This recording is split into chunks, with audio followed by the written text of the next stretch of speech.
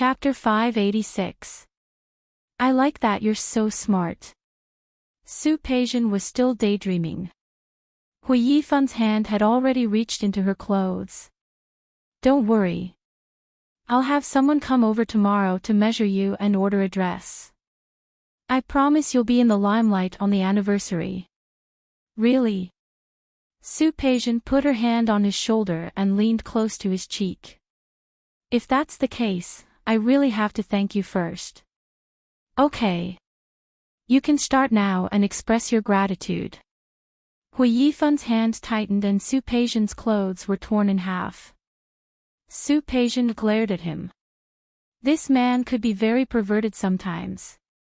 He could take it off easily, but he liked to tear it. Pervert. Don't you like me because I'm a pervert? Hui Yifan smiled. Don't worry. I'll make you like me even more. Su Peijian put her arms around his neck and said seductively, Really?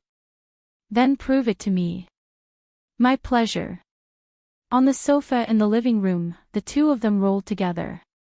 At that moment, Su Qingsang and Li Qianxue were all thrown to the back of her mind. She only needed to firmly grasp Hui Yifan's heart to let them know.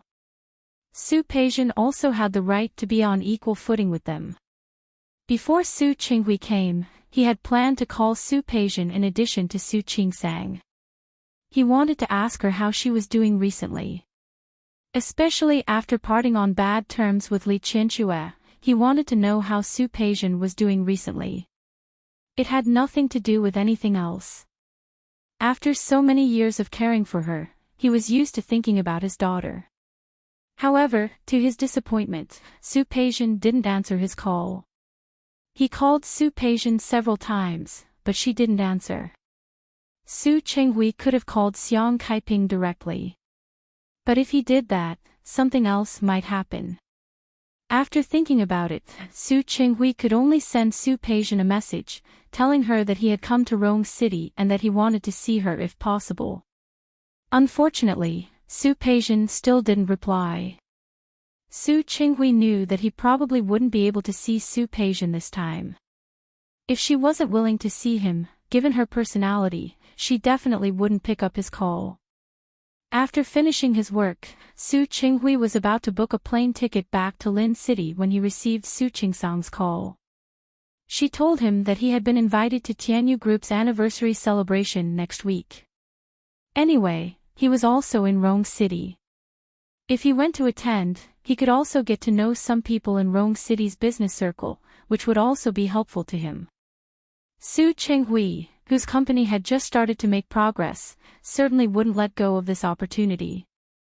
What made him even happier was that Su Qingsang and Hu Jinyao were willing to invite him. This made him very happy. Amidst his happiness, he thought of Su Peijian. After the anniversary celebration, he would visit her again. Su Qinghui didn't expect to see Su Peijian on such an occasion. Tianyu Group's anniversary celebrations were bigger and bigger every year. It was getting more and more lively every year. This year was no exception. Tianyu chose the largest convention center in Rong City as the venue. It was also the largest and most functional one. The entire center was bustling with noise and excitement today. The first and second floors of the convention center were divided into two parts. One was downstairs, where the Tianyu Group's own employees came to participate.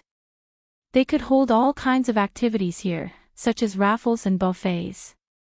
The other part was upstairs, where the Tianyu Group's higher-ups, directors, and all the business partners who worked with the Tianyu Group were. Including Hu Jinyao's childhood friends, Tang Mohan, Wan Xianyang, Qing Xianyun, and Li Junxing, who happened to have time this time, also came. When they arrived, the other elders of the Hu family, Old Master Hu, Hu Yangyuan, Hu Mingguang, Hu Mingliang, Nian Chunya, and Hu Mingmei, all came. As the hosts, Hu Jinyao and Su Qingsang hadn't arrived yet. Old Master Hu was talking to Hu Yangyuan when he saw Hu Jinyao coming in from afar. Of course, Hu Jinyao didn't come alone. He held Su Qingsang's hand by his side. Su Qingsang finally decided on the gown today after Li Qianxue's repeated efforts that day. The light gold fabric was tailored to fit her body. The biggest advantage of this gown was that it was layered. The chiffon fabric underneath was layered. There was a layer of gauze on the surface and another layer on the inside. The outer layer of gauze was light, and the patterns embroidered on the inner layer of gauze could be faintly seen. It was faintly discernible, but it was more charming than being completely visible. The neckline design revealed the perfect lines of Su Qingsang's shoulders. It matched with the pair of golden high heels on her feet. His entire person seemed to have a kind of floating noble aura. In order to match her, although Hu Jinyao's gown was dark, he wore a golden tie today. The dark patterns of the cufflinks also complemented Su Qingsang's gown. The two of them attracted the attention of most of the people present as soon as they entered the room. Whether it was these business partners, the directors of Tianyu Group, or the higher-ups, they all knew Hu Jinyao. But many people still didn't know Su Qingsang. Now that they saw her standing together with Hu Jinyao, what else could they not understand? The Su Qingsang in front of them was the legendary wife of the president. The woman who was carefully protected by Hu Jinyao. Outside the banquet hall, Li Qianxue wasn't in a hurry to go in. Just now, Hu Jinyao asked her to go in with him, but she refused. She would never let Su Qingsang miss such a chance to be in the limelight. Now was the moment that belonged to her daughter. She hoped that Su Qingsang would be the brightest one in the entire venue. And she also believed that the effect brought about by her own judgment and Su Qingsang's own temperament would definitely shock the entire venue. Sure enough, it didn't take long for exclamations and applause to be heard from inside. Li Qianxue smiled and picked up the bag in her hand. Just as she was about to go in, she didn't expect to see a person at the door who shouldn't have been there. Su Qinghui. Why was he here? When Li Qianxue saw Su Qinghui, her expression suddenly turned ugly. Especially when she saw the clothes he was wearing, her expression became even uglier. The color of my gown is the color of your tie. This was a popular way to show your love in a subtle way. Today was the anniversary of Tianyu Group. Li Qianxue chose a golden gown for Su Qingsang, which was dignified and elegant.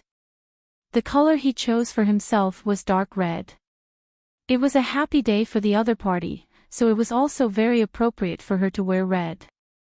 The dark red long qipao embroidered with patterns looked very appropriate on her. Especially when Li Qianxue was so young. The qipao could only make her look more elegant and exquisite. But it didn't include letting her see that Su Qinghui was wearing a Chinese tunic suit of the same color as her. He stood in front of her in an extremely elegant manner. When he saw the smile on her face, a hint of surprise flashed across his face.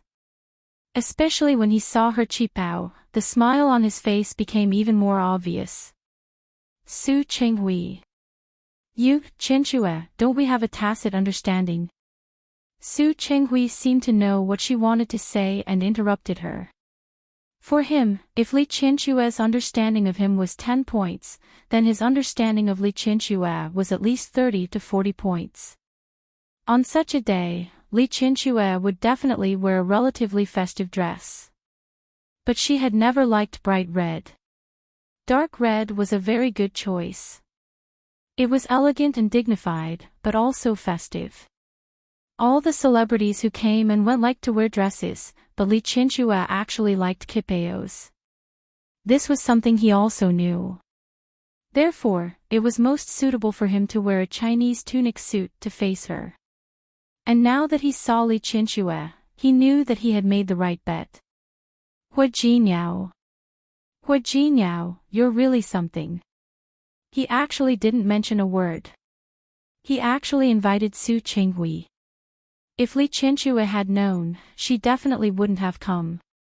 Of course, she also knew that this matter couldn't be completely blamed on Hu Jinyao. It would be strange if Su Qingsang didn't know. But now, she didn't want to blame her daughter. She only wanted to scold Hu Jinyao. Don't blame Hu Jinyao. No matter what, I'm his father-in-law. Isn't it only right for him to invite me?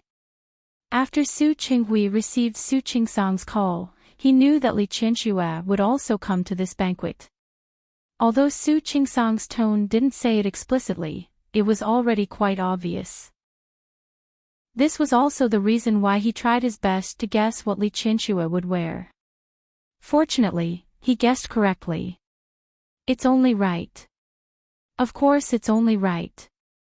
Li Qianxue looked at Su Qinghui, her expression cold and mocking.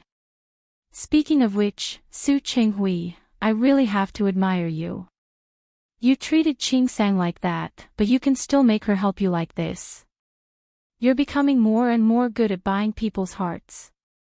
Qianxue, don't talk about Qingsang like that. I didn't buy her off. I just let her see my sincerity. Sincerity. He, Su Qinghui, would also have sincerity. Yes, sincerity towards Xiang Kaiping. Li Qianxue didn't want to talk to Su Qinghui, so she walked inside. No matter what Su Qinghui was wearing, it had nothing to do with her. She didn't come today for Su Qinghui. However, Su Qinghui walked to her side and reached out his hand to her. Qianxue, let's go in together. In your dreams. Li Qianxue took a step back, and her suppressed voice revealed a hint of anger. Let me tell you, we're already divorced. Please stay away from me. I know we're already divorced. But now this is the Hu family's home court, the home court of Tianyu Group. You don't want others to know that the wife of the president of Tianyu Group doesn't have a good relationship with her parents, do you? So what? Li Qianxue glared at him coldly. Old Master Hu knows very well about my divorce with you. He also knows very well about Qingsang's background. I really don't think there's a need for me to hide it in front of others. As for you, Su Qinghui, I really don't like your unscrupulous behavior. After saying this, she completely ignored Su Qinghui and went straight into the venue. Su Qinghui looked at her graceful figure, and a hint of bitterness appeared on his face. He didn't expect that even if he brought Su Qingsang out, Li Qianxue wouldn't be soft-hearted at all. Thinking about it, he was really discouraged. When Li Qianxue entered the banquet hall, although it didn't cause as much of a stir as Su Qingsang and Hu Jinyao, it was enough to leave a deep impression. She was charming, but not fierce. She had an imposing manner, a good look, a good figure, and a good temperament. Some people who didn't know who she was had already begun to secretly ask about her. Lu Tongjia had been in a bad mood these days. After the fight with Hu Jinyao because of Zhang Yichen, she hadn't been in a good mood for a while. She kept wondering if she was wrong. But no one could tell her the answer. There were several times when she wanted to ask Hu Mingguang if she had done something wrong back then. But she didn't have the courage. Not everyone had the courage to face the mistakes they had made and the misunderstandings they had had.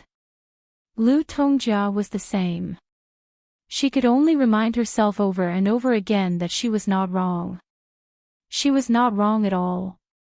It was Hu Jinyao who killed Jin Kai and Wu Shuang.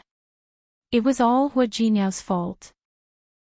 It seemed that only by doing this could she find some comfort. It seemed that only by doing this could she feel a little better. Until she saw Hu Jinyao with her own eyes. She saw Su Qingsang come in with Hu Jinyao just now. Putting aside her dislike for Su Qingsang, she had to admit that Su Qingsang and Hu Jinyao were indeed very compatible in appearance. Su Qingsang and Hu Jinyao were a perfect match in terms of appearance. One was tall and handsome, and the other was delicate and pretty. Ever since she married into the Hu family, Su Qingsang had also undergone some fundamental changes. She began to act more elegantly and calmly. Just like now, she was wearing a golden dress, which was very suitable for her. When she came in with Hu Jinyao, there was a faint smile in her eyes. The two of them held each other's hands tightly. Needless to say, it was obvious that they were very close to each other.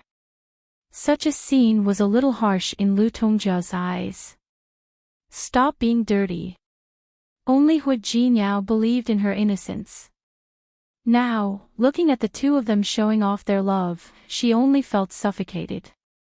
She had already felt a little remorseful, but now she felt a little less. All that was left was dissatisfaction with Su Qingsang. She had clearly behaved inappropriately, but Hu Jinyao protected her wholeheartedly. He was blind and couldn't see it. Such a woman, had also married into the Hu family. When she saw Li Qianxue, who was wearing a dark red dress and slowly walking in, Lu Tongjia's face darkened even more. It was nothing for Hu Jinyao to invite Li Qianxue. However, Li Qianxue was Su Qingsang's mother, and he didn't even greet her. This was already extremely disrespectful. More importantly, Li Qianxue came to Rong City, but she didn't visit the Hu family first. What was this? Did she not take the Hu family seriously? If that was the case, what did she mean by appearing now? It wasn't that Li Qianxue didn't notice the curious and inquisitive gazes of the people around her. However, she couldn't care about other people now. She quietly walked in the direction of Old Master Hu. Then, she stood about a meter in front of him. Hu Jinyao and Su Qingsang had just greeted Old Master Hu and the other elders. At this moment, they were standing to the side and chatting with Hu Yangyuan and the other two elders. When she saw Li Qianxue come in, Su Qingsang smiled at her and gave her a reassuring look before standing to the side. Old Master. Congratulations. Niece, you're here. Old Master Hu had heard Hu Jinyao mention that Li Qianxue had come to Rong City before. Why didn't Brother Li come with you? My father stayed in Lin City to take care of things. Li Qianxue said half jokingly and half seriously, or, does the old master not want to see me? How could that be? You don't know how happy I'm that you're here, niece. Come, let me introduce you. Before Old Master Hu could finish his sentence, he saw another person come in. This time, it was Su Qinghui. Su Qinghui was the same as Li Qianxue. When he came in, he also attracted a lot of attention. The man who was almost 50 years old had a mature charm.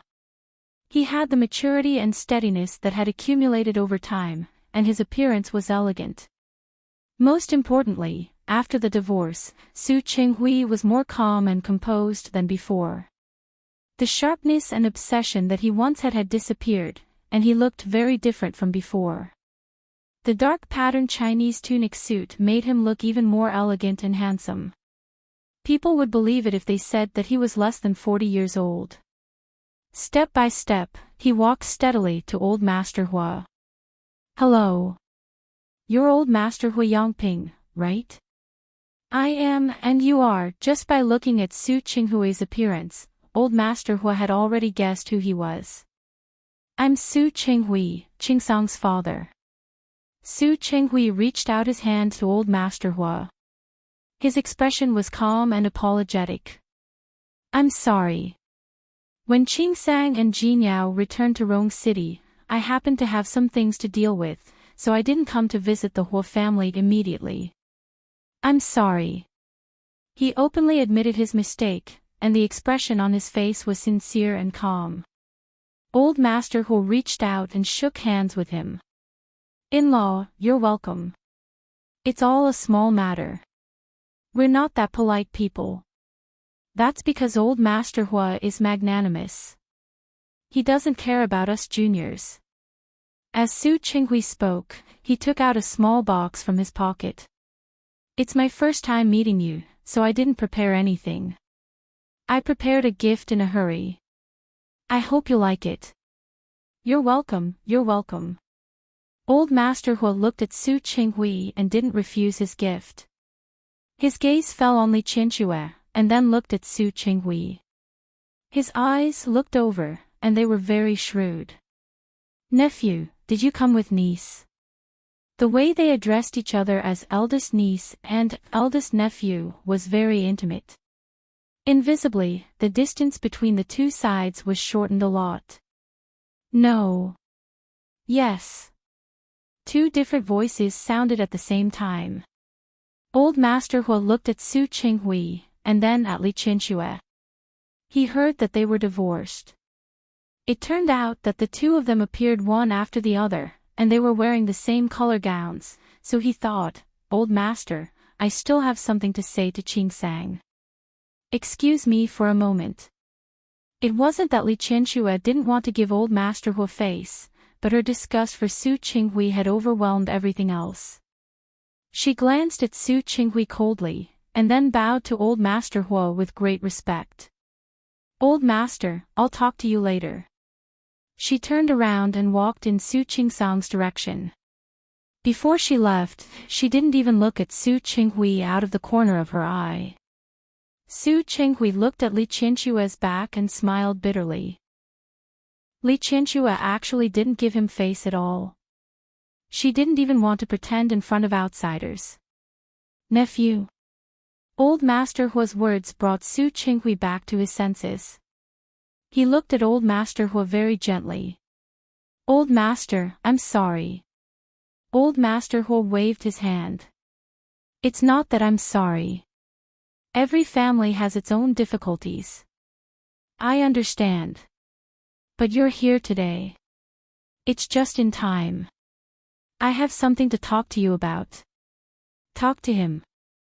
Su Qinghui was a little confused.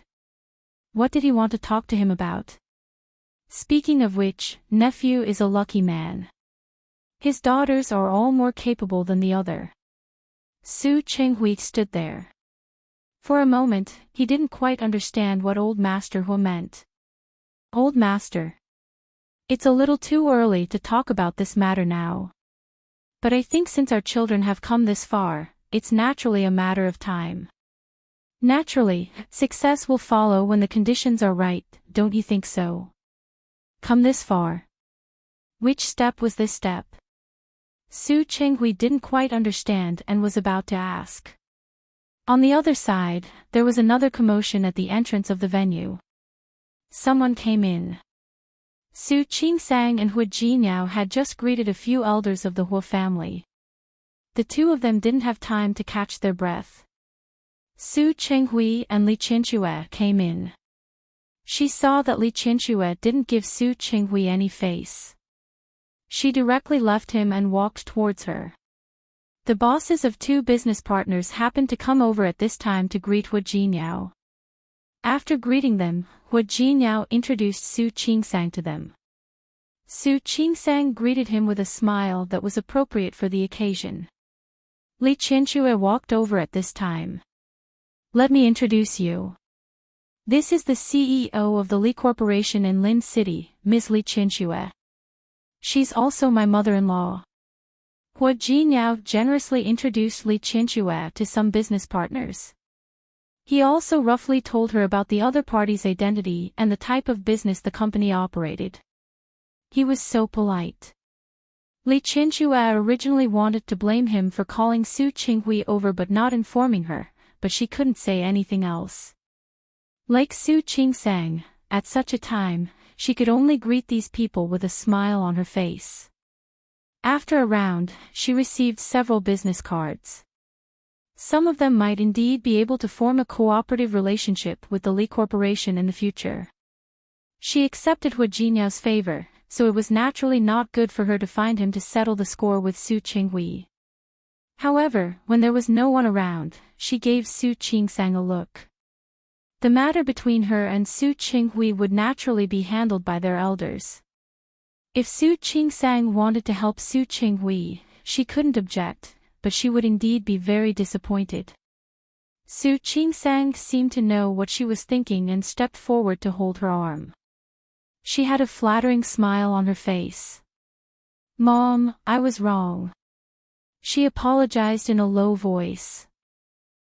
Li Qianxue glanced at her reproachfully, but in the end, she couldn't bear to blame her. At this time, she also noticed the commotion at the entrance of the venue.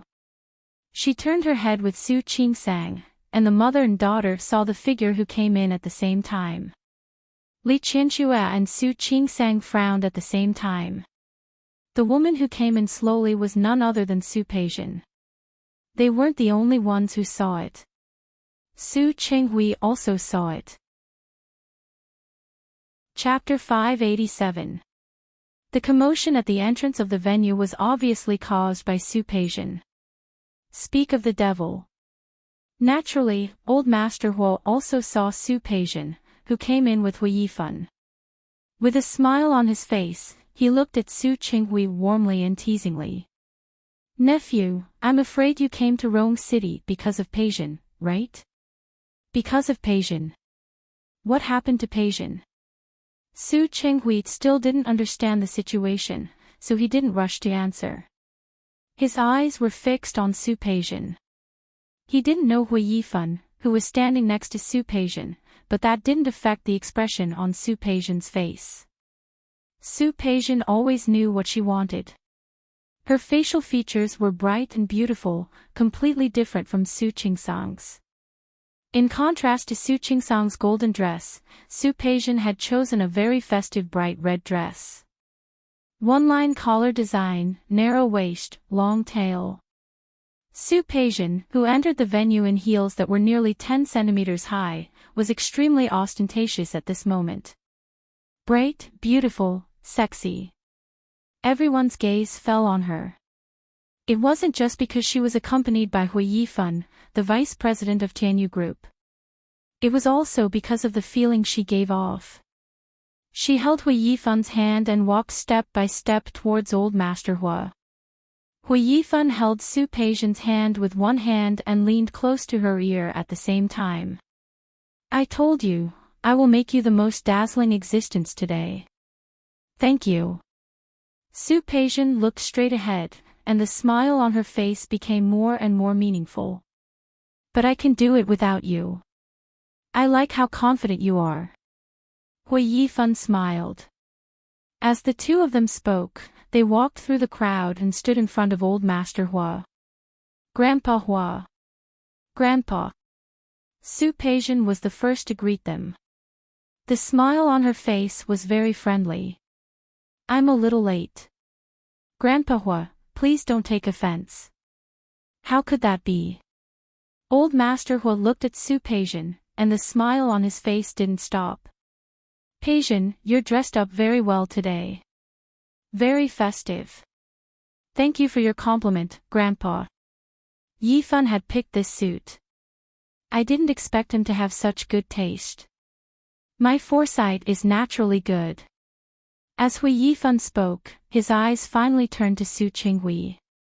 Su Peijian also saw Su Qinghui. She smirked and took a step forward. Dad. What a coincidence to meet you here. Coincidence? Su Qinghui didn't think it was a coincidence. He remembered that he had been calling Su Peijian, but she hadn't picked up a single call. What did the man beside her call old Master Hua? Grandpa. So he's also a member of the Hua family. What was his relationship with Hua Jinyao? Why would he be with Su Peijian? Why was Su Peijian with another member of the Hua family?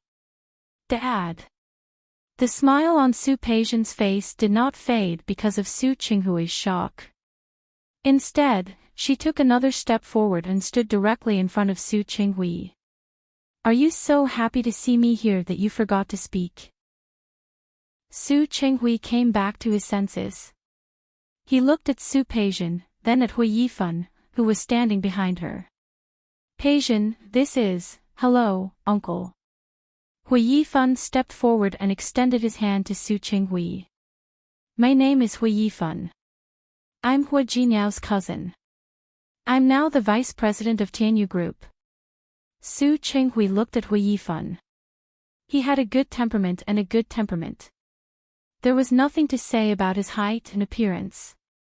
The Hua family had good genes, and their descendants were all outstanding.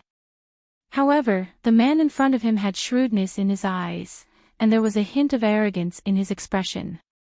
Compared to Hu Jinao, he was slightly inferior. All of Su Qinghui's thoughts raced in an instant. He politely reached out to shake hands with Hu Yifan's extended hand. "Hello, uncle." Su Qinghui should be younger than Hu Mingliang, so it was appropriate for Hu Yifan to call him that.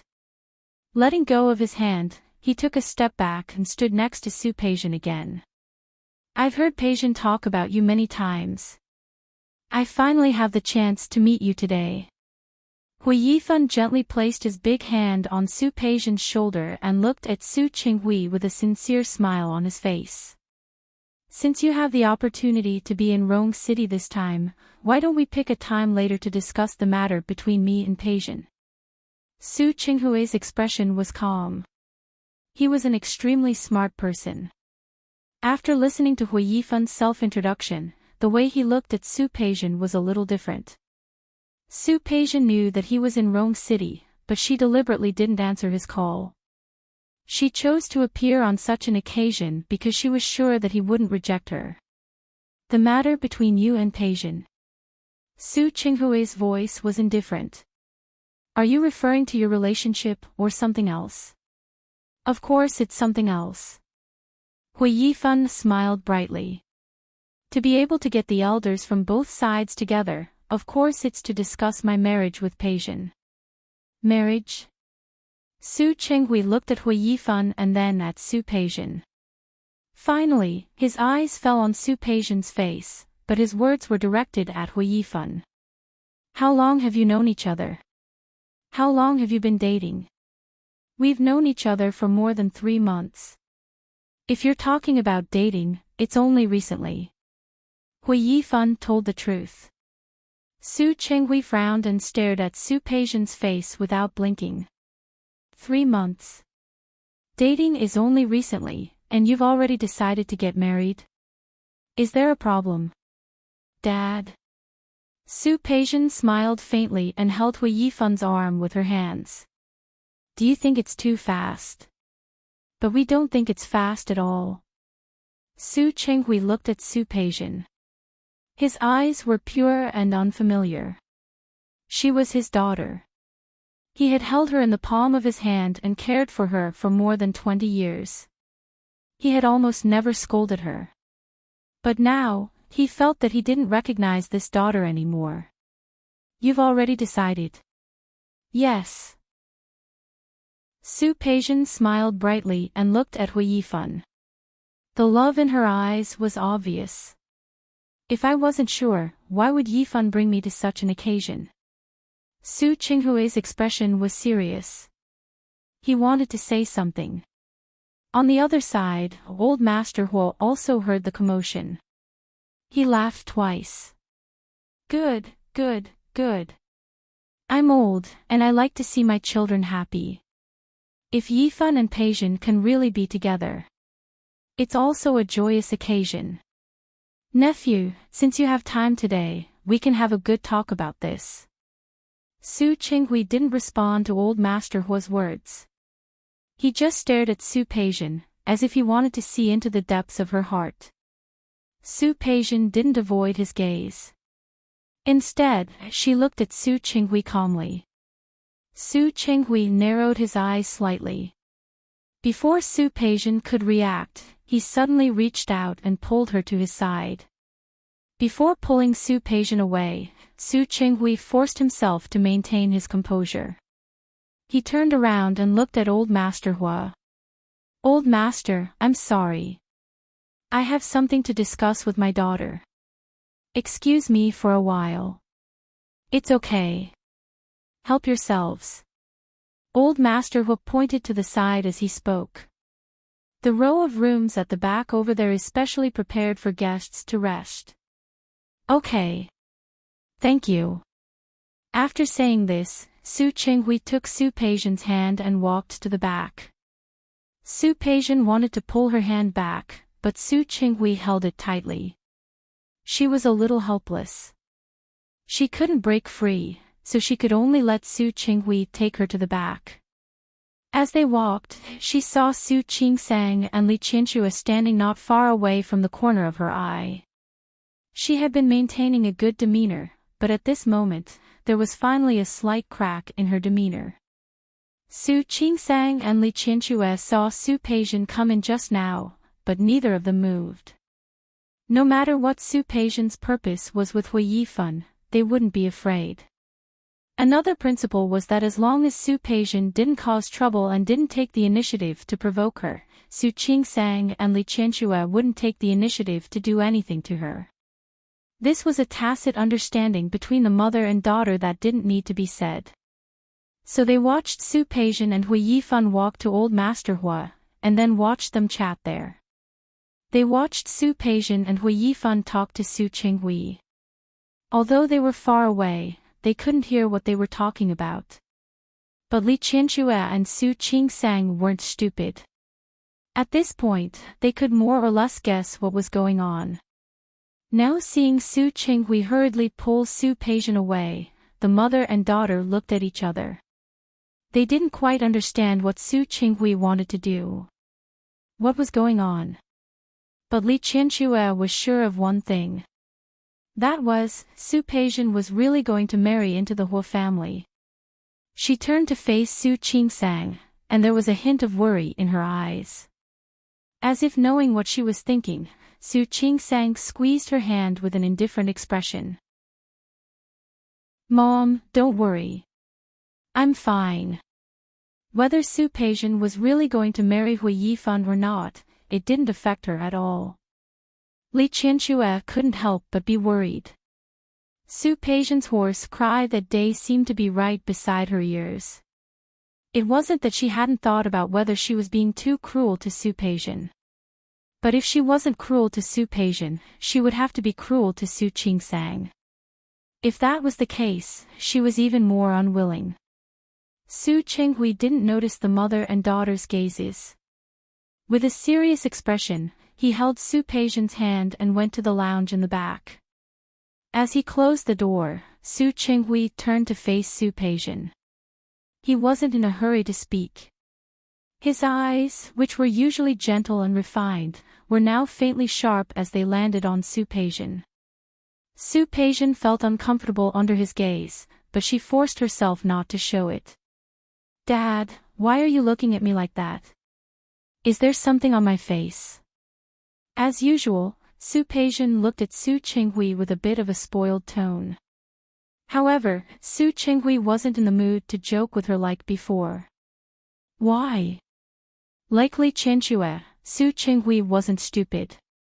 Why did Su Peixian want to be with Hui Yifan? He didn't think that such a short period of time was enough for Su Peixian and Hui Yifan to develop feelings for each other. He didn't believe it. What why? Su Peixian blinked and looked puzzled. "Dad, what are you talking about?" "You know what I'm talking about." Su Qinghui's expression was very serious. "Why do you want to be with Hui Yifan? Why do you want to marry into the Hua family?" The expression on Su Peixian's face finally changed a little.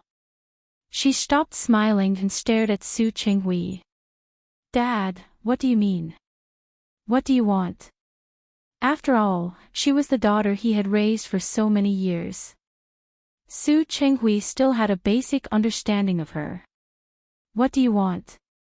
What are you planning?" "Ha." Su Peixian smiled, but the smile didn't reach her eyes. She looked at Su Qinghui coldly, her expression cold. "Su Qingsang marrying Hua Jinyao is a matter of course. Now I'm going to marry Hui Yifan. In your eyes, I have ulterior motives." Su Qinghui didn't answer. He just stared at Su Peixian's face and said, "Then tell me, you're not." "Dad." Su Peixian also responded to Su Qinghui with a serious face. "Am I still your daughter now?" Su Qinghui didn't answer this question. His expression changed slightly, but only for a moment. Su Peixian didn't need his answer at this time. She only needed to vent the emotions in her heart at this time. "Is it because after I switched identities with Su Qingsang, I'm no longer your daughter. Otherwise, why do you, my mother, and everyone else in the world seem to think that everything I do is for Su Qingsang? Dad. In fact, I'm not your child, am I? Did you pick me up from an orphanage? Is it because in your hearts, I'm no longer worthy of a good life, right? There wasn't much anger in her voice. All the anger had already exploded once when she faced Li Qinshu that day. But this time, she still felt hurt and uncomfortable. Because the person who questioned her had become Su Qinghui. How could it be Su Qinghui? She was raised by his side. From the age of 16, he brought her into the company and taught her bit by bit. At that time, he only wished that he could add all the beauty of the world to her. She was his little princess. She thought that she would always be Su Qinghui's little princess. She even had a kind of blind confidence. Her trust in Su Qinghui was higher than anyone else's. She believed that even if the whole world didn't want her, Su Qinghui wouldn't abandon her. He was her father. For her, he could swap her identity with Su Qingsang. For her, he could make Li Qinshue's daughter an illegitimate daughter. For her, he could endure for so many years. However, Su Peijian never thought that one day, even Su Qinghui would start to turn against her. Even he wasn't on her side anymore. How could this be? She stared at Su Qinghui with her eyes wide open. She wasn't looking at her father, but at a stranger. Dad. Why are you doing this to me? Why are you doing this to me? What did I do wrong? Su Peijian asked 3 questions in a row. With each question, she took a step forward and finally stood in front of Su Qinghui. The distance between the father and daughter was less than 5 centimeters. It was just that the intimate father-daughter relationship had completely disappeared at this time. Dad. Tell me. What did I do wrong? What did I do wrong? She had thought that she could endure it, but now she found that she really couldn't. She reached out and grabbed Su Qinghui's arm, looking at him with a pair of red eyes. Dad. Tell me. What did I do wrong? Why? Why are you all doing this to me? She looked very much like Su Qinghui's mother. When she looked at Su Qinghui like this, his heart trembled. It was undeniable that he had doted on Su Peijian for so many years, not only because he was angry with Li Qinshu, but also because of her appearance. At this moment, she stared at him with a face that was similar to his mother's. For a moment, Su Qinghui had a feeling that he had nowhere to hide. I changed my identity willingly, didn't I? Did you ask me? You didn't get my consent. You made me the daughter of the Su family. Did you ask me? Did I want things to become like this? Did I? You. And my mother. I have 2 mothers. It's all you. You made me what I am today. It's all you that made me like this. I don't understand why all of you are blaming me now. What right do you have to blame me? Su Peijian stared at Su Qinghui's face and insisted on an answer. Tell me. What right do you have to blame me? Mom said that I married Hui Yifan with ulterior motives. Why do you ask me? Okay. Even if I have ulterior motives. Can't I marry Hui Yifan? Why can Su Qingsang marry Hui Jinyao? Why can't I marry Hui Yifan? So what if I don't want to marry her? Why did she take my mother and my father away? She took my brother, my home, and everything away from me. I had to swallow my anger. I had to smile and clap my hands. I had to tell all of you that it didn't matter. She did a good job. How could she do that? Su Peijian was aggressive. Every word made Su Qinghui speechless. Looking at Su Peijian's agitated face, he slowly took her hand and held it in his. His voice was filled with love and helplessness. It's not Qingsang's fault. It's my fault. Peijian, do you understand? It's not Qingsang's fault. It's my fault. If you want to blame someone, hate them. You can blame me, you can hate me. But Qingsang is innocent. He already owed Su Qingsang a lot. He didn't want to owe her anymore. Su Peijian waved her hand. She didn't want to hear his explanation. She pulled her hand back, her eyes cold. It's her fault. Her existence is a mistake. If it weren't for her, I would still be the daughter of the Su family. If it weren't for her, I would still be the daughter of the Li family. Dad. You don't have to explain for her. Don't you know that the more you say she's innocent, the more I will hate her? Peijian. Su Qinghui's expression didn't look good. He had a feeling that Su Peijian would do something he didn't want to see. Of course, you don't have to think too much. Su Peijian suddenly smiled. At this stage, I really don't have the ability to do anything. You have to know that your daughter is amazing now. She is the eldest granddaughter-in-law of the Huo family. She is the person Huo Jinyao loves the most. Even if I want to do something to her, it won't be easy, right? Su Peijian said this calmly, but Su Qinghui understood what she meant.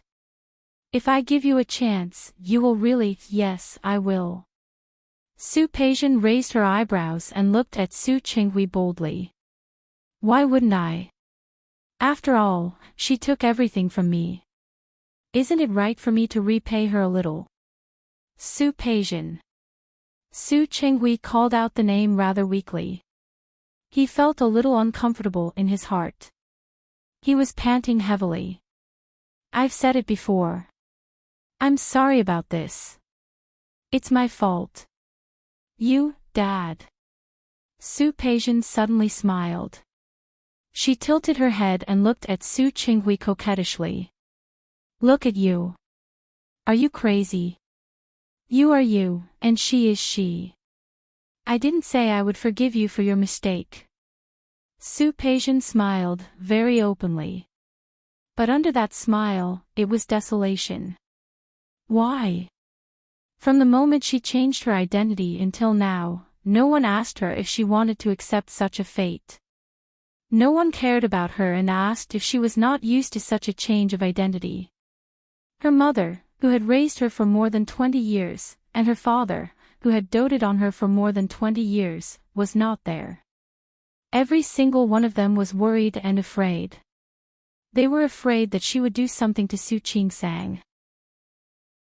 If Su Qingsang was the treasure in their palms, then what about her? What was she? She didn't want much. She just wanted them to treat her the way they used to. Why couldn't they? Dad. The more hatred she felt in her heart, the brighter the smile on her face. Su Peijian moved closer and stared at Su Qinghui's face. Listen carefully. I didn't say I would forgive you. Su Qinghui looked at Su Peijian and felt speechless for a moment. Su Peijian chuckled. Dad, I'm serious. I won't forgive you. I won't forgive Mom, and I won't forgive Su Qingsang. So, you don't have to worry. I'm just not here yet. You don't have to worry. As for Su Qingsang, I really can't touch her for the time being. After all, her man is too powerful. But it doesn't matter. No matter how powerful he is, there's still time, don't you think? Maybe one day, her man will fall from his pedestal, and then I'll have another chance. Don't you think so? Peijian. Su Qinghui felt like a knife was being twisted in his heart. Do you want to ask how I became like this? Su Peijian blinked innocently. I also want to know how I became like this. Speaking of which, you're not the only one who's curious. I'm also curious. Peijian. It's all Dad's fault. Su Qinghui forced himself to stand up and walk to her.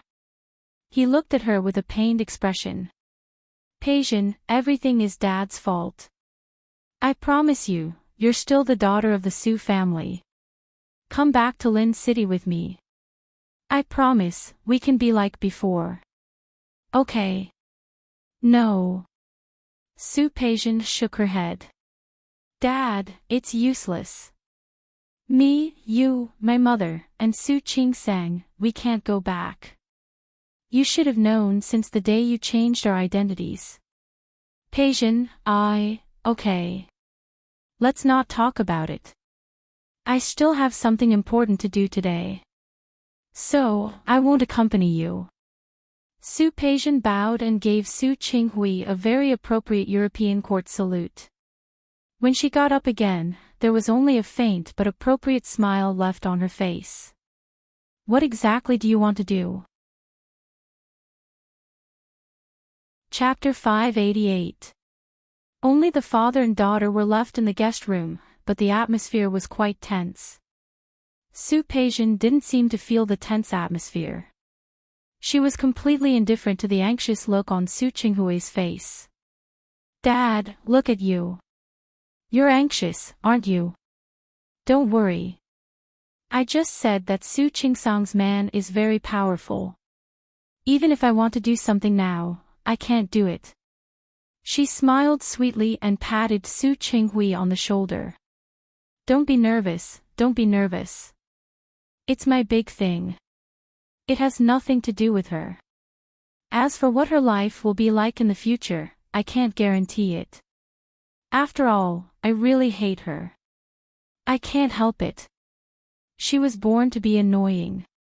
Peijian. Su Qinghui's tone was cold. He waved Su Peijian's hand away. Qingsang is your sister, your biological sister. Yes, but I'm still your daughter. Your biological daughter. Su Peijian's hand was waved away by Su Qinghui, but she wasn't angry. She spread her hands and suddenly smiled again. Dad. Just take a good look at it. Even without the Su family, I, Su Peijian, can also live a happy and fulfilling life. Su Qinghui clenched his fists and watched Su Peijian leave in front of him. He raised his hand to stop her, but then put it down dejectedly. Yes, everything was his fault. Everything was his fault. But why did he have to repay his daughter? He regretted it. He really regretted it. Li Qinchue's figure flashed in his mind. Su Qinghui's body trembled. He quickly got up and went to the banquet hall. When Su Peijian came out of the room, the smile on her face disappeared without a trace. With a cold face, she straightened her back. Her face was cold and stern. Her brows were tightly knitted together, and her whole body revealed a coldness that kept people 1,000 miles away. TSK, what's wrong? The voice that suddenly rang out had a hint of teasing and rumination in it. Hui Yifun's face was magnified in front of her. She looked at him coldly and didn't intend to answer him. Hui Yifun put his hand on her waist and brought her into his arms. What? Are you upset because you talked to my future father-in-law? Why are you showing me a cold face? Su Peijian glanced at him and slapped him hard on the back of his hand. Hui Yifun, I haven't thought about marrying you yet. You don't have to make it sound like you're the only one I'll marry.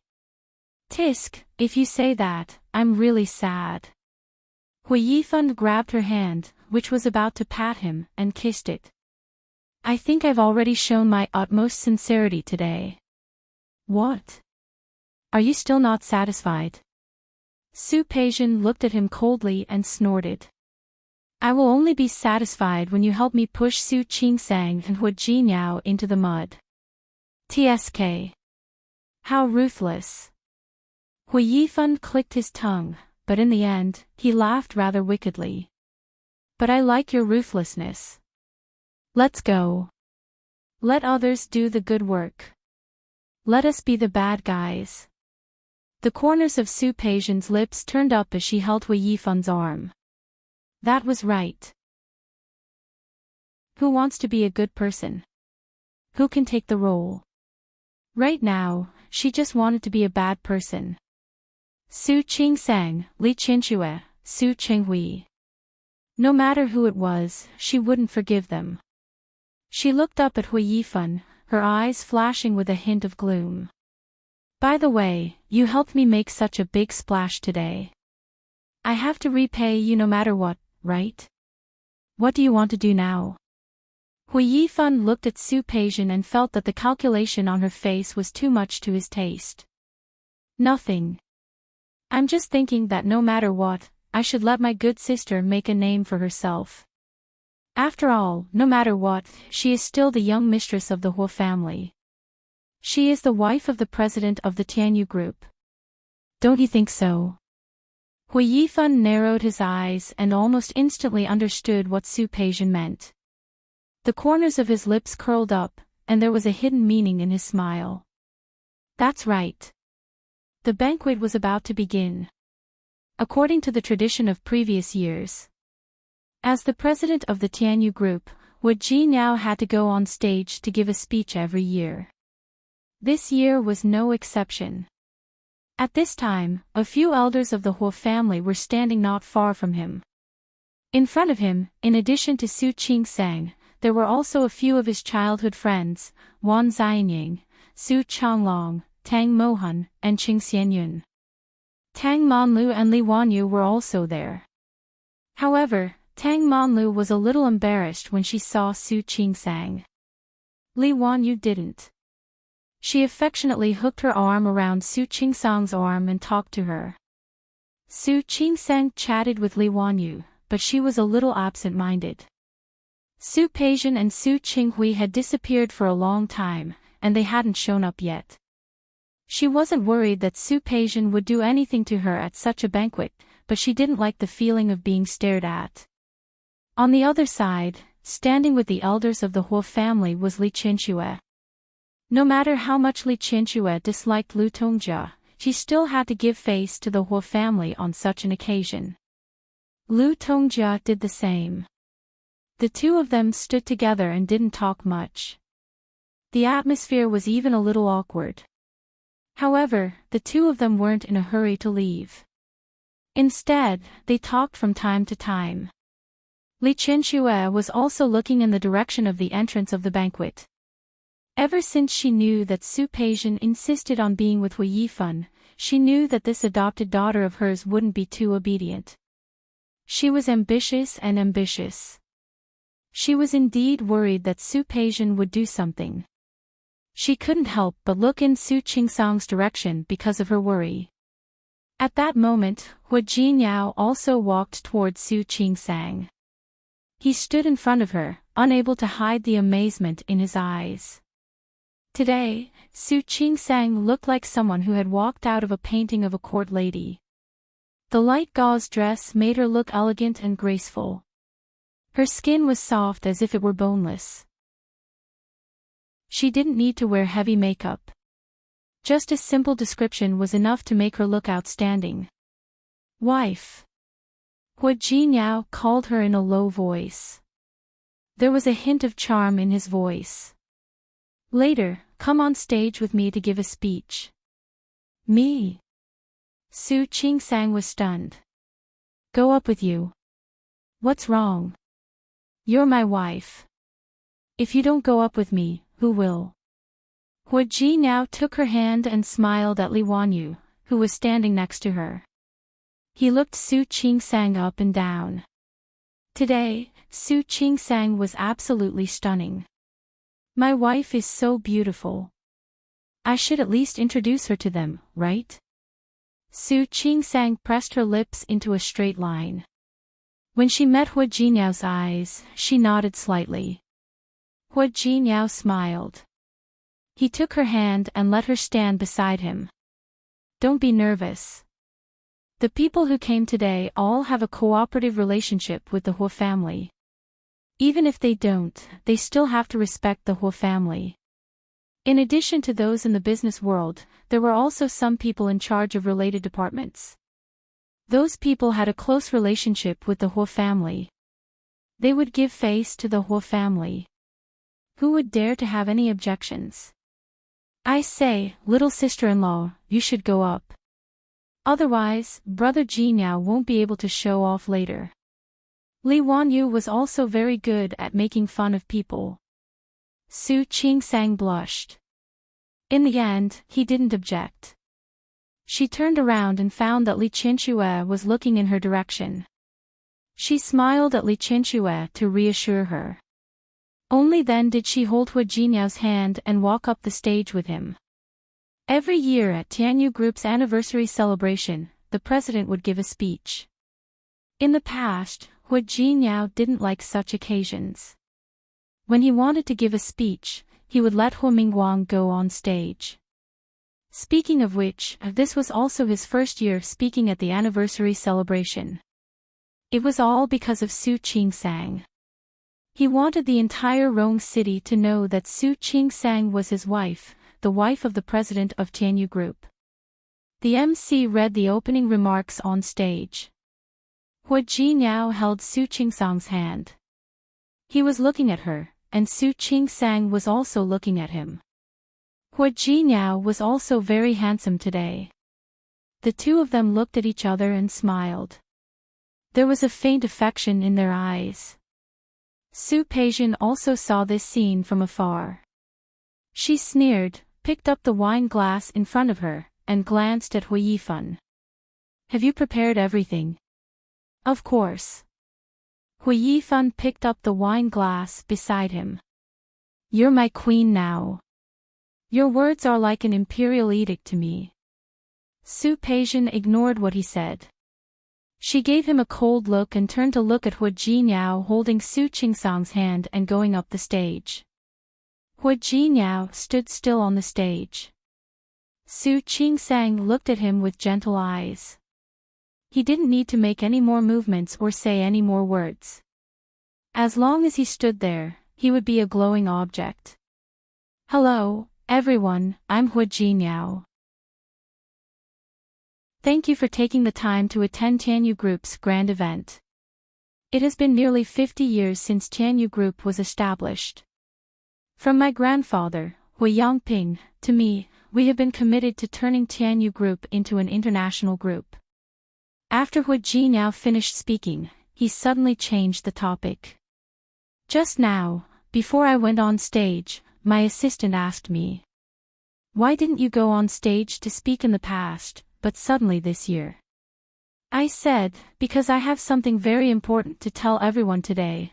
Please allow me to introduce the lady beside me. She is my wife, Su Qingsang." As Hu Jinyao spoke, he looked at Su Qingsang with a smile, his eyes full of encouragement. She smiled at him and stood in front of the microphone confidently. "Hello, everyone. I'm Su Qingsang. I'm Hu Jinyao's wife. It's very nice to meet you all. I hope that in the future, everyone will continue to support Tianyu Group and Hu Jinyao. Thank you." The applause from the audience continued. The two of them were as dazzling as a golden couple. After the speech, Su Qingsang followed Hu Jinyao off the stage. Wherever the two of them went, many people greeted them and wanted to get to know them.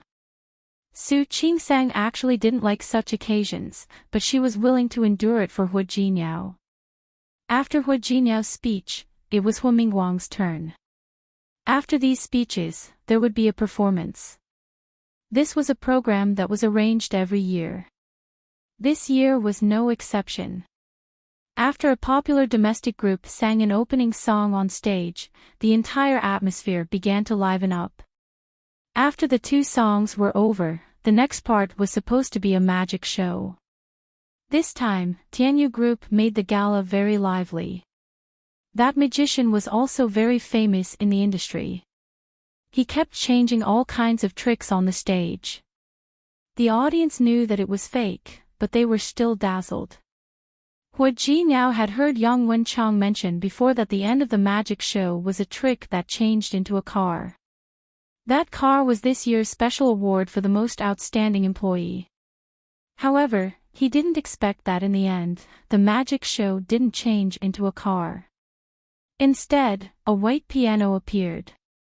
Not only him, but Su Qingsang also saw it. The atmosphere was very lively after just now. The magician stood forward and bowed. Now, I'll perform a special show for everyone. After saying the words special show, the rope that was originally prepared for the magic show was now transformed into a swing and slowly descended from above. Su Peijian sat on it and descended bit by bit. She looked at Su Qingsang from afar, and the corners of her eyes raised into a bright smile. When the swing descended to the ground, she slowly walked down. She walked to the piano, stood still, and bowed. She sat down in front of the piano. She was dressed in red and looked beautiful and sexy. She sat in front of the black and white keys and raised her hands. The melodious sound of the piano rang in every corner of the banquet hall. She was playing the Symphony of Fate. The Symphony of Fate was one of Beethoven's most famous pieces. The first part of his was impassioned. Those who hadn't practiced the piano to a certain level couldn't play it like that. But Su Peijian played it. She was dressed in red, and she used very skilled fingering techniques and was completely engrossed in playing the song to the fullest. The guests present were indeed shocked. The Hua family, including Old Master Hua.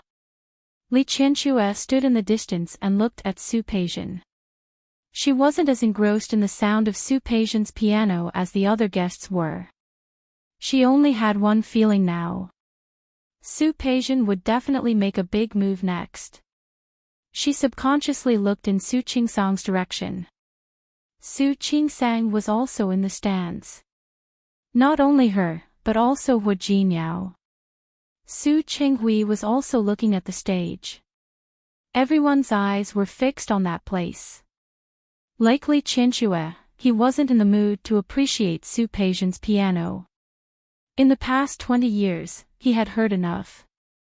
The Su family had a special piano room that belonged to Su Peijian. She had been carefully trained by him and Li Qianxue. They had given Su Peijian the best education and the best resources. In this regard, they indeed owed Su Qingsang. Hua Jinyao also had the same thought. He narrowed his eyes. After the music ended, he saw Su Peijian end the music with an extremely handsome gesture. Finally, she stood up amidst the applause. The applause below the stage was thunderous.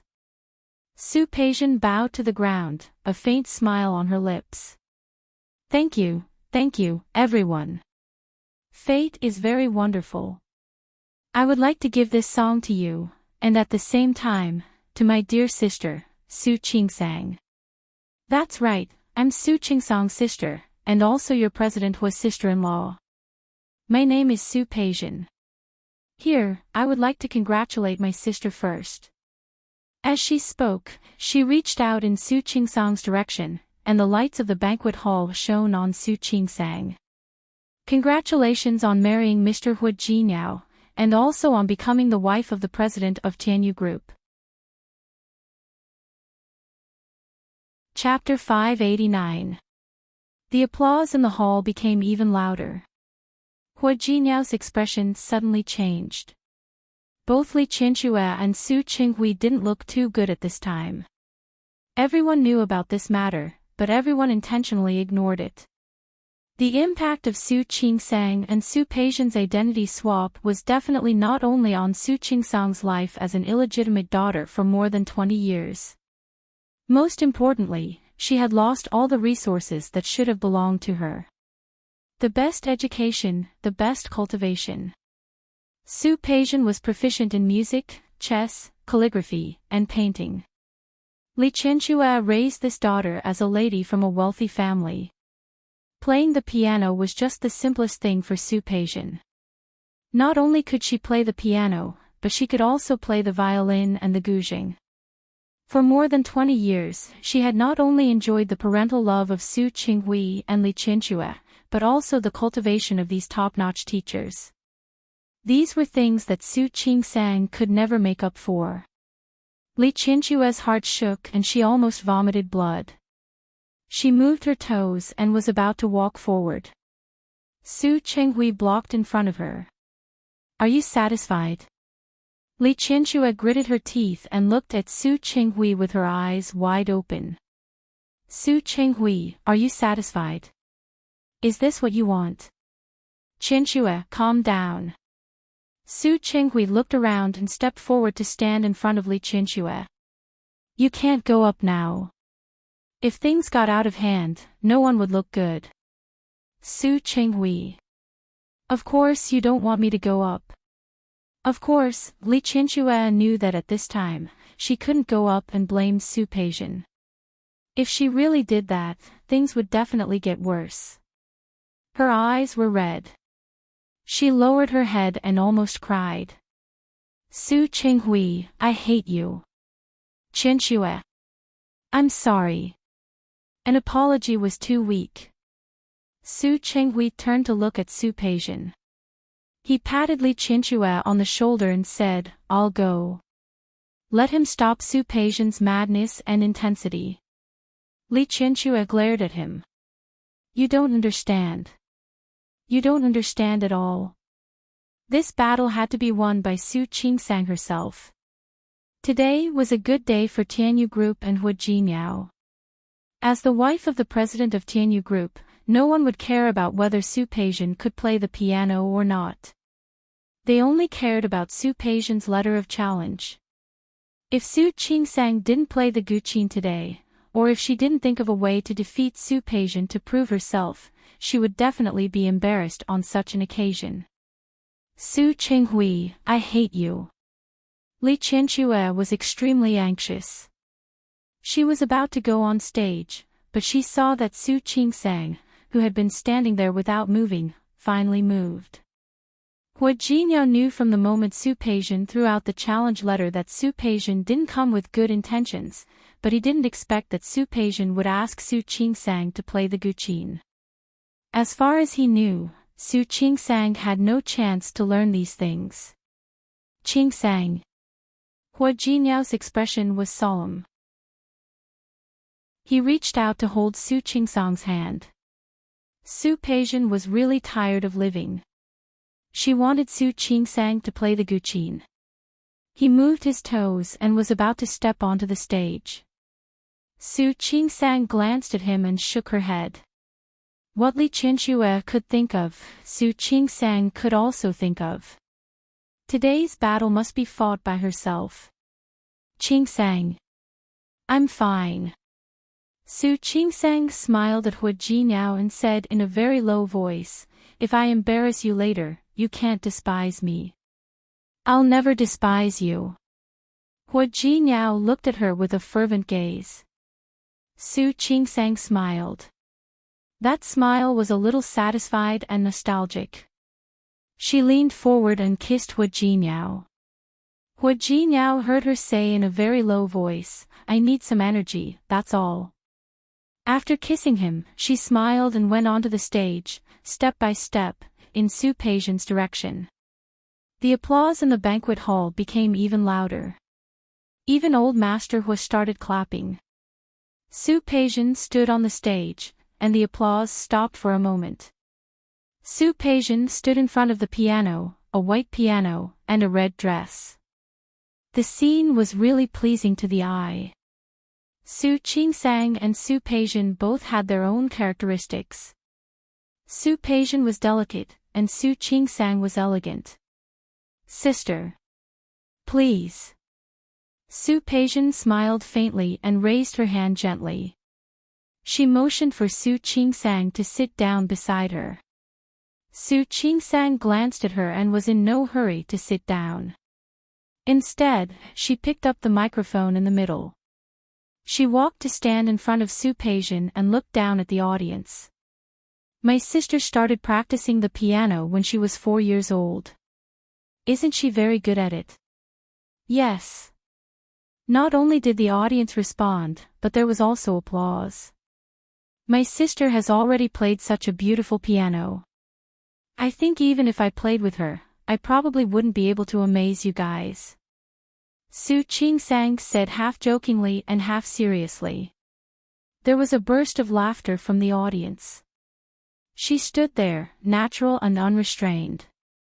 The golden dress made her look elegant and extraordinary. There was a bright smile in her eyes, as dazzling as the stars. Hua Jinyao looked at Su Qingsang with admiration and amazement in his eyes, which were as deep as the sea. As Su Qingsang spoke, she held Su Peijian's hand and said, "So I thought, why don't I sing a song for you guys? My sister will play the piano, and I'll sing. What do you think?" "Okay." The audience was even louder than before. Su Qingsang looked at Su Peijian and said, "Sister, let's sing a legendary song together. I hope that Tianyu group will become a legend." She looked at Su Peijian with a calm expression and a calm gaze.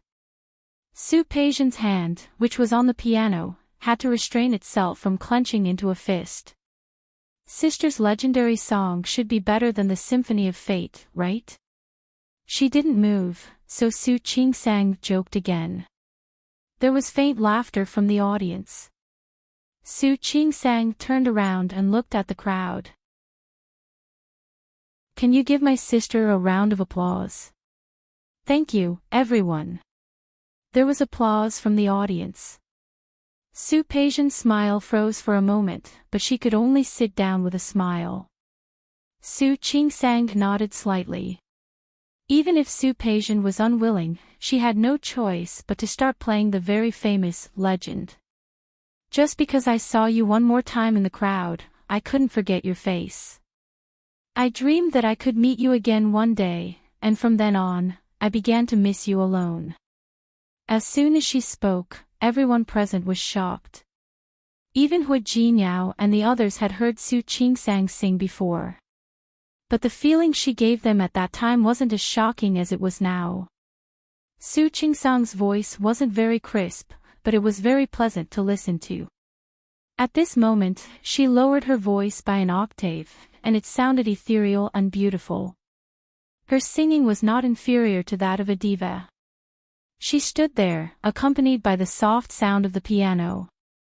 On the stage, one red and one gold, two figures, one moving and one still, formed a beautiful scene with the white piano. It wasn't that Su Peijian hadn't thought of playing bad things, such as playing faster or higher. However, Su Qingsang seemed to know what she was planning. Every time she wanted to do something, Su Qingsang would stand in front of the piano and sing to her with one hand on her shoulder. She had originally wanted to make things difficult for Su Qingsang, but she ended up becoming her accompaniment. Su Peijian only felt a mouthful of blood choking in her throat, and she almost spat it out. This song didn't have any more intense ups and downs. It was just sung softly, with thousands of twists and turns. Everyone in the banquet hall was intoxicated. Su Qingsang's voice, the confidence that she revealed at this moment, and the feeling that she gave people when she moved. Even if her facial features weren't as bright and beautiful as Su Peijian's, after this scene, she had already suppressed her limelight. Su Peijian was angry, but Su Qingsang was getting better and better as she sang. "I'd rather spend this life waiting for you to realize that I've always been by your side and never left." After singing the last sentence perfectly, Su Qingsang pulled the microphone away from her. It was like a scene from a concert, and it sounded like a lingering aftertaste. Su Qingsang lowered her eyelashes slightly and held the microphone in her hand. She just stood there like that, and it was also a scenery. Su Peijian, who was at the back, had become her foil. And everyone remembered Su Qingsang. He remembered this legend of hers. The Symphony of Fate that had shocked them before seemed to be not worth mentioning at this moment. The piano stopped, but there was still a lingering sound. However, if an expert were to listen at this moment, he would definitely hear that Su Peijian's final ending was far less elegant than when she played Fate just now.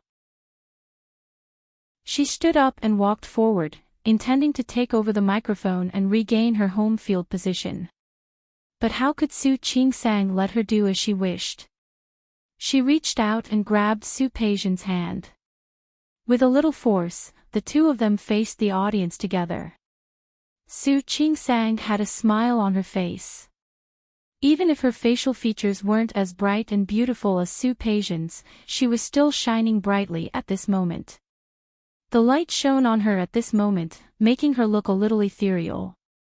She held Su Peijian's hand tightly, not giving her a chance to take the microphone away from her hand. She moved her toes forward a little. It was only a distance of half a step, but it made her the main character, and Su Peijian the supporting character. Thank you, everyone, and thank my sister for accompanying me with this song Legend. I hope that our Tianyu group will become a legend in Rome City. It will also become a legend in the world. Her voice was very soft and ethereal. After singing just now, her voice was even more impressive than when she introduced herself. And that accompaniment made Su Peijian so angry that the smile on her face couldn't be suppressed. However, the light shone on her face, and she couldn't even flare up now. Now, let's give up our position to the performers at the back. Otherwise, I think they might complain later that I'm stealing their jobs. Ha ha ha. There was another burst of laughter and applause from the audience. Su Qingsang held Su Peijian's hand gracefully, bowed forward, and left the stage perfectly. Su Peijian's face was stiff. She forced herself not to show her fear and not to be angry, but how could she not be angry? All the smile on her face couldn't be suppressed after she left the stage. Chapter 590. Li Qianxue had been worried. She was scared when she saw Su Qingsang go on stage. She had never been so scared before. She was afraid that Su Qingsang would lose to Su Peijian. She was afraid that Su Qingsang would be at a disadvantage. She regretted countless times. She regretted not being more magnanimous and tolerant. If she had trained Su Qingsang according to Su Peijian's standards, Su Qingsang would definitely be more outstanding today. Until she saw Su Qingsang's performance, until she heard her daughter speak. Her heart had been hanging in the air. In the end, Su Qingsang left the stage. Her heart, which was worried about Su Qingsang, seemed to finally be at ease. Her back was covered in a layer of sweat. After Su Qingsang's performance, she finally breathed a sigh of relief. Su Qinghui stood beside her. He had been paying attention to Li Qianxue and Su Qingsang. He was also amazed by Su Qingsang's performance. He had never seen a daughter like this. Seeing that Li Qianxue's body relaxed after Su Qingsang's performance, he reached out to help her. Li Qianxue waved his hand away without thinking. She turned to face him and stood still, her eyes cold. Su Qinghui. She had so many things she wanted to say and so many emotions she wanted to vent. But now, she couldn't say anything other than Su Qinghui's name. She didn't need to say anything. Su Qinghui understood. Ignoring her resistance, he held her in his arms. He gently patted her back. Li Qianxue's body tensed up. At first, she wanted to break free, but the occasion wasn't right. She thought of Su Qingsang and Su Peijian. The emotions in her heart were in a mess. She couldn't help but grab the front of Su Qinghui's shirt tightly. Her trembling voice was filled with suppressed emotions. Su Qinghui, you owe her. You owe her for the rest of your life. Su Peijian shook Su Qingsang's hand off. If it weren't for her last shred of dignity, she might have lost her temper on the spot. After shaking Su Qingsang's hand off, she realized that something was wrong. She grabbed Su Qingsang's hand and led her to a corner. She took a step forward and stood in front of her. She looked at Su Qingsang with fire in her eyes and a low voice full of sharpness. Su Qingsang, are you very proud now? Are you proud of yourself? Su Qingsang looked at her exasperated face and chuckled. I'm quite proud of myself. After all, it would be hard for me not to be proud of having Miss Sue as my accompaniment. Don't you agree? Her smile was faint and her expression was magnanimous. No matter who saw her now, they would not think about how nervous she was before she went on stage. Speaking of which, Su Qingsang really didn't have any outstanding talents. She grew up with the identity of an illegitimate daughter. The Su family being willing to give her a mouthful of food was already a gift. How could they let her go to those things? Moreover, she wasn't interested in that. Therefore, compared to Su Peijian, she really didn't have any talent to show. Her voice was not bad, but she had never wanted to sing. To be able to sing a legend like this, he had to thank his medical school days. Every year at the medical school's gala, there would be people who would perform on stage. Su Qingsang was never a person who liked to be in the limelight. However, the year she was about to graduate, the class monitor misheard and reported her name. When she found out, it was too late. She wanted to say that she didn't want to perform, but the program had already been reported to the school. Su Qingsang had no choice but to bite the bullet. She was a person who pursued perfection. Since she had decided to go on stage, she had to perform well. For that time on stage, she practiced for a long time. She learned how to pronounce, how to speak, and how to turn. Fortunately, it hadn't been too long since she graduated. Her voice could still be heard. The calmer she was, the angrier Su Peijian became. Su Qingsang, don't go too far. How did she go too far? She was the one who provoked her first. How did she become the one who went too far? My woman, so what if I go too far? The voice that suddenly sounded was a bit cold. Hua Jinyao had come out of nowhere. He stood in front of Su Qingsang, put his big hand on her shoulder, and looked at Su Peijian with sharp eyes. Su Peijian's body trembled under Hua Jinyao's stare, and her momentum suddenly weakened. Hua Jinyao curled the corner of his lips. His tall figure created a great sense of oppression at this moment. So what if my woman goes too far? Su Peijian gritted her teeth. At this point, what could she do? Su Qingsang looked at Hua Jinyao. Her heart warmed. Actually, she wouldn't be at a disadvantage. But she liked Hua Jinyao's protective look. President Hua, this is between me and Qingsang. It has nothing to do with you. Qingsang is my wife. Do you think it has anything to do with me? Just as Su Peijian was about to vomit blood, another voice sounded. It's so lively here. Hui Yifan had come out of nowhere. He stood next to Su Peijian. His gaze swept over Hua Jinyao and Hui Yifan, and he smiled. Big brother, what are you doing? No matter what, Peijian is your future sister-in-law. Don't scare her on my behalf. He also put his hand on Su Peijian's shoulder. His intention to protect her was quite obvious. Hua Jinyao's gaze swept over his hand, and finally returned to Hui Yifan's face. Their eyes met, and for some reason, there was a strange surge of pressure in the air. You also said that she is future. Since it is future, let's wait until she marries into the family. The corners of Hua Jinyao's lips curled up slightly, and there was a hint of mockery in his expression. Su Peijian felt more and more anxious. What did Hua Jinyao mean? Big brother, it's really interesting to talk like this. Don't worry. I will definitely make Peijian your sister-in-law.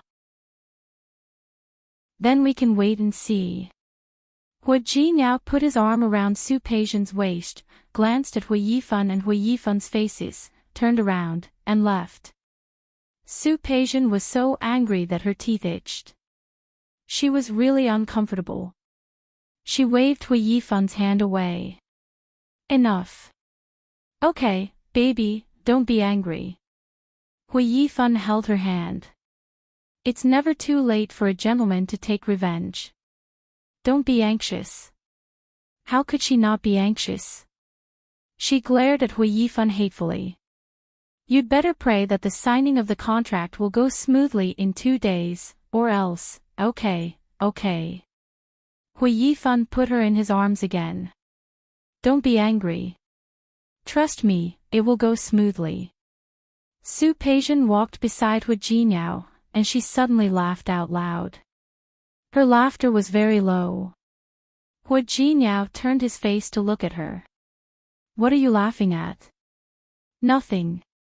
Su Peijian glanced at him. I think Su Peijian's reaction just now was quite funny. Hui Jinyao twitched the corner of his mouth. She probably didn't expect that you would turn her into a joke when she wanted to see you make a fool of yourself. Su Peijian laughed, stuck out her tongue, and said playfully, it's not a joke, but she didn't get what she wanted, so she's probably very angry. Hui Jinyao smiled as well. He kissed her gently on the cheek and said, you sang so well just now. Why didn't I notice it before? When you went to play with us, you held back, didn't you? Yes. Su Peijian's eyes curved. I always have to hold back. Well done. Hui Jinyao looked at her slightly open lips and couldn't help but kiss them. I like it. Su Peijian's face was a little red. From the corner of her eye, she saw Su Peijian and Hui Yifan turn around and leave, and the smile on her face faded a little. She actually didn't want to have a bad relationship with Su Peijian. From Su Peijian's point of view, she had lost everything. It was understandable that she would have emotional dissatisfaction. If Su Peijian didn't do anything and just let it go, then she was willing to let it go. If Su Peijian didn't want to stop and would make more moves, then she had no choice but to do it. Su Peijian didn't wait for the banquet to end and wanted to leave early. However, she couldn't leave because Old Master Huo was looking for her. Old Master Huo didn't know that Su Peijian didn't know how to play the guqin, so he thought that the two sisters' performance just now was a temporary surprise. Naturally, he knew that Su Peijian was multi-talented. For a moment, he didn't realize Su Peijian's original intention. Peijian, you gave a good surprise today. Did you tell that last Qing sang long ago? Yes. Su Peijian smiled brightly, but only she knew how unwilling she was in her heart. I wanted to play the four-hand duet with my sister, but she said that it would take longer to practice. This is the best. Good. Old Master Hua said the word good 3 times. He looked at Su Qinghui and Li Qianxue in the distance. Ask your father to come over later to discuss your marriage with Yifan. Old Master Hua thought that Su Peijian and Hui Jinyao hadn't held a wedding in Rong City yet. Now that Su Peijian was going to be with Hui Yifan, the wedding must be held in a lively manner. Su Peijian's face was really a little stiff now. Discuss her marriage with Su Qinghui. Li Qianxue was in a bad mood. She was also the one who wanted to leave early. However, she couldn't. Not only was she not in a hurry to leave, but she also stood aside when someone came up to say hello and knew that Su Qinghui was Su Peijian's father. President Su is amazing. Both of his daughters are so outstanding. It's really gratifying that they can both marry into the Hua family. That's right. President Su's daughter is better than so many outstanding daughters in Rong City. He's really good at teaching. Su Qinghui didn't want to hear those praises. However, he had to listen to them. Not only him, but also Li Qianxue. Others wouldn't know that they were divorced, let alone that Su Peijian and Su Qingsang had the same father but different mothers. Li Qianxue stood beside Su Qinghui. After the crowd dispersed, she glanced at Su Qinghui coldly. This is the last time. She didn't say what the last time was. She walked toward Su Qingsang, intending to leave first. Su Qinghui watched her figure disappear into the distance and sighed silently in his heart. He had thought that it was a chance to get close to Li Qianxue and repair their relationship. However, he didn't expect that not only did he not get what he wanted, but it also made their relationship even worse. Looking in Su Peijian's direction, Su Qinghui knew that it would be even more difficult for Li Qianxue to forgive him. Before he could recover from that emotion, Old Master Hua had already asked Hui Yifan to invite him. Old Master Hua was a powerful person. After entertaining for most of the day, he was sitting on the sofa in the banquet hall to rest. Hui Yangyuan and Hui Yangxiu sat beside him. In addition to them, there was also Hui Yifan and Su Peijian. There was also Hua Mingliang, Nian Chunya and her husband, Hua Yang, and Hua Manzi. Su Qinghui didn't see Hua Jinyao and Su Qingsang, so he greeted everyone present. Finally, he sat down on the sofa opposite Old Master Hua. "Nephew, where's niece?" "She's not feeling well. She went back to the hotel to rest." Old Master Hua nodded. He understood the real relationship between Li Qianxue and Su Peijian, so he didn't ask any more. "Nephew, I've already said it once. Now I'll say it again, and I'll also ask for your opinion." As Old Master Hua spoke, he glanced in the direction of Hui Yifan and Su Peijian. The two of them were sitting together, holding hands, looking very loving.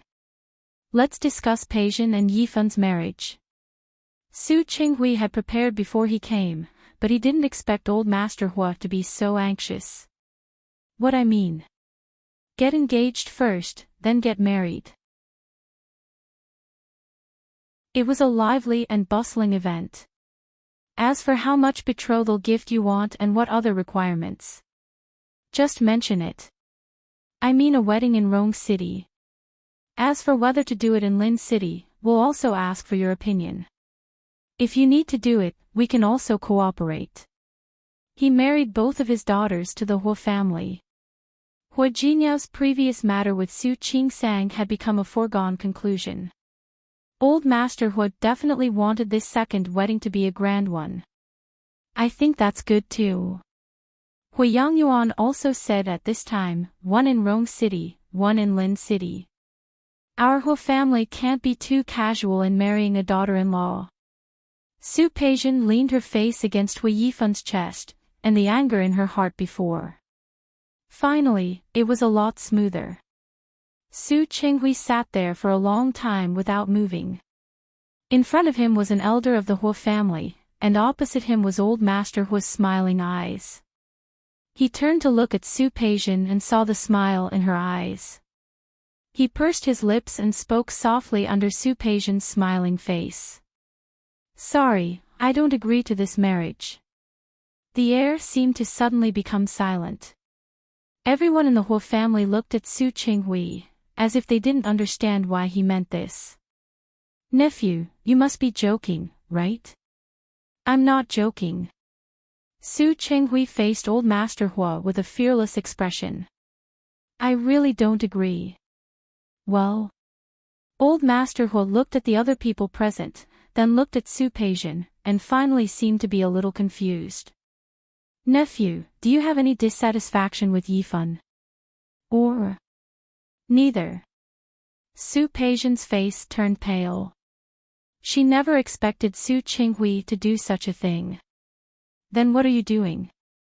"Old Master, I think it's better for me to tell you something first." Su Qinghui's voice was indifferent. "You should know that although Peijian is my daughter, she can't be considered the eldest daughter of the Su family." At this point, Su Peijian's face was already quite ugly. She almost couldn't help but lose her temper. Hui Yifan squeezed her hand tightly and gave her a disapproving look. Su Qinghui acted as if he didn't see Su Peijian's change of expression. "Peijian is my daughter, but she is an illegitimate daughter." She almost couldn't help but lose her temper. Hui Yifan squeezed her hand tightly and gave her a disapproving look. Except for Old Master Hua, everyone's expression changed. Nian Chunya had known it for a long time, but when she heard Su Qinghui say it out loud, her expression became even more interesting. "She's illegitimate." Now, it had nothing to do with the Lee family in Lin City. I don't think she's good enough for Dad. Su Peijian had been upset the whole night. She had been suppressing her emotions. This time, she didn't want to suppress it anymore. Do you have to be like this? I just wanted to make it clear to my in-laws in advance. Su Qinghui looked calm. He looked at Su Peijian, and his usually elegant face was filled with determination. I've taught you that a gentleman does not lie in the dark. I've made mistakes before, so I don't want you to make them again. Your status doesn't match Hui Yifan's. Dad. Su Peijian gritted her teeth and clenched her fists. Old Master Hua looked at the father and daughter and cleared his throat to smooth things over. Nephew, you don't have to say that. I already know Peijian's identity. The Hua family doesn't mind. We didn't object to Su Qingsang's marriage with Jin Yao. Old Master, I know you're a good person. Su Qinghui's attitude didn't change. After what happened before, he knew very well that Su Peijian wanted to marry into the Hua family because she didn't get along with Su Qingsang. How sincere could she be towards Hui Yifan? A marriage without feelings wouldn't be happy. Su Peijian was now possessed. In order to make Su Qingsang unhappy, she didn't mind putting herself in danger. But there are some things I want to make clear to you first. For example, Peijian's identity and the gap between her and Hui Yifan. I've made these clear. I know that nephew is magnanimous. However, these are all small matters. You don't have to be so agitated, don't you think? Anyway, I won't agree. Su Qinghui's attitude was firm. Su Peijian was furious. She sat there and felt as if she had been stripped naked. Embarrassment, shame, and all kinds of emotions surged, making her face turn red. Dad, I'm already an adult. I don't need your permission to do anything. She was going to marry into the Hua family. Yes, you're old enough to have your own opinions. So, you don't need my permission to do anything. Su Qinghui nodded and didn't refute her words. I'm just explaining my attitude. As for what you plan to do, that's your business. He stood up and glanced at Old Master Hua. Old Master, I have reservations about this marriage, but I've already said it first. However, I've already said this first. If you still want Peijian to enter the Hua family, then do as you please. You don't have to inform me to attend the wedding. Su Peijian's face turned from red to white. She didn't expect Su Qinghui to be so decisive. She stood up and stood in front of Su Qinghui when he was about to leave. Dad, I thought I was still your daughter. Yes. I also thought you were still my daughter. Su Qinghui knew what she meant, but he believed that she also knew what he meant. I thought you didn't see yourself as my daughter anymore. If Su Peijian hadn't deliberately made things difficult for Su Qingsang just now, Su Qinghui wouldn't have such an attitude now. However, he was very clear about Su Peijian's actions just now. She had such an attitude even before marrying into the Hua family. If he really let her marry into the Hua family and have more contact with Su Qingsang, what would she do? Or perhaps she had already made a move without him knowing. Su Qinghui didn't want to think so badly of Su Peijian, but now he had to think about it. Dad. Su Peijian took a step forward. She lowered her voice and pleaded. That was her last glimmer of hope for Su Qinghui. Today is a good day. You can disagree with me marrying Hui Yifan, but you're my father. Are you sure you really want to do this? Yes, are you sure? Su Qinghui's usually gentle black eyes were now filled with disapproval. Are you sure you've thought it through and want to marry Hui Yifan? Are you sure you love him? Are you sure? He looked at her with a sharp gaze. It was as if he could see into her heart. Before Su Peijian could answer, Hui Yifan stood up first. He held Su Peijian's shoulder. Uncle, of course Peijian and I have real feelings for each other. I've been dating Peijian for a few months. Although I can't say that we understand each other 100%, sometimes when we meet the right person, we can't help but want to settle down with them. But sometimes, when we meet the right person, we can't help but want to settle down with them. Since Peijian and I have decided, we will naturally get along well. In the future, we will slowly deepen our understanding and get to know each other better. We will let our feelings for each other further. These words were very pleasant to hear, but unfortunately, he was facing Su Qinghui. Is that so? In that case, I wish you all the best. But I still maintain my attitude. I don't support your marriage, but I won't interfere or stop it. That's all. I just hope that you won't regret it.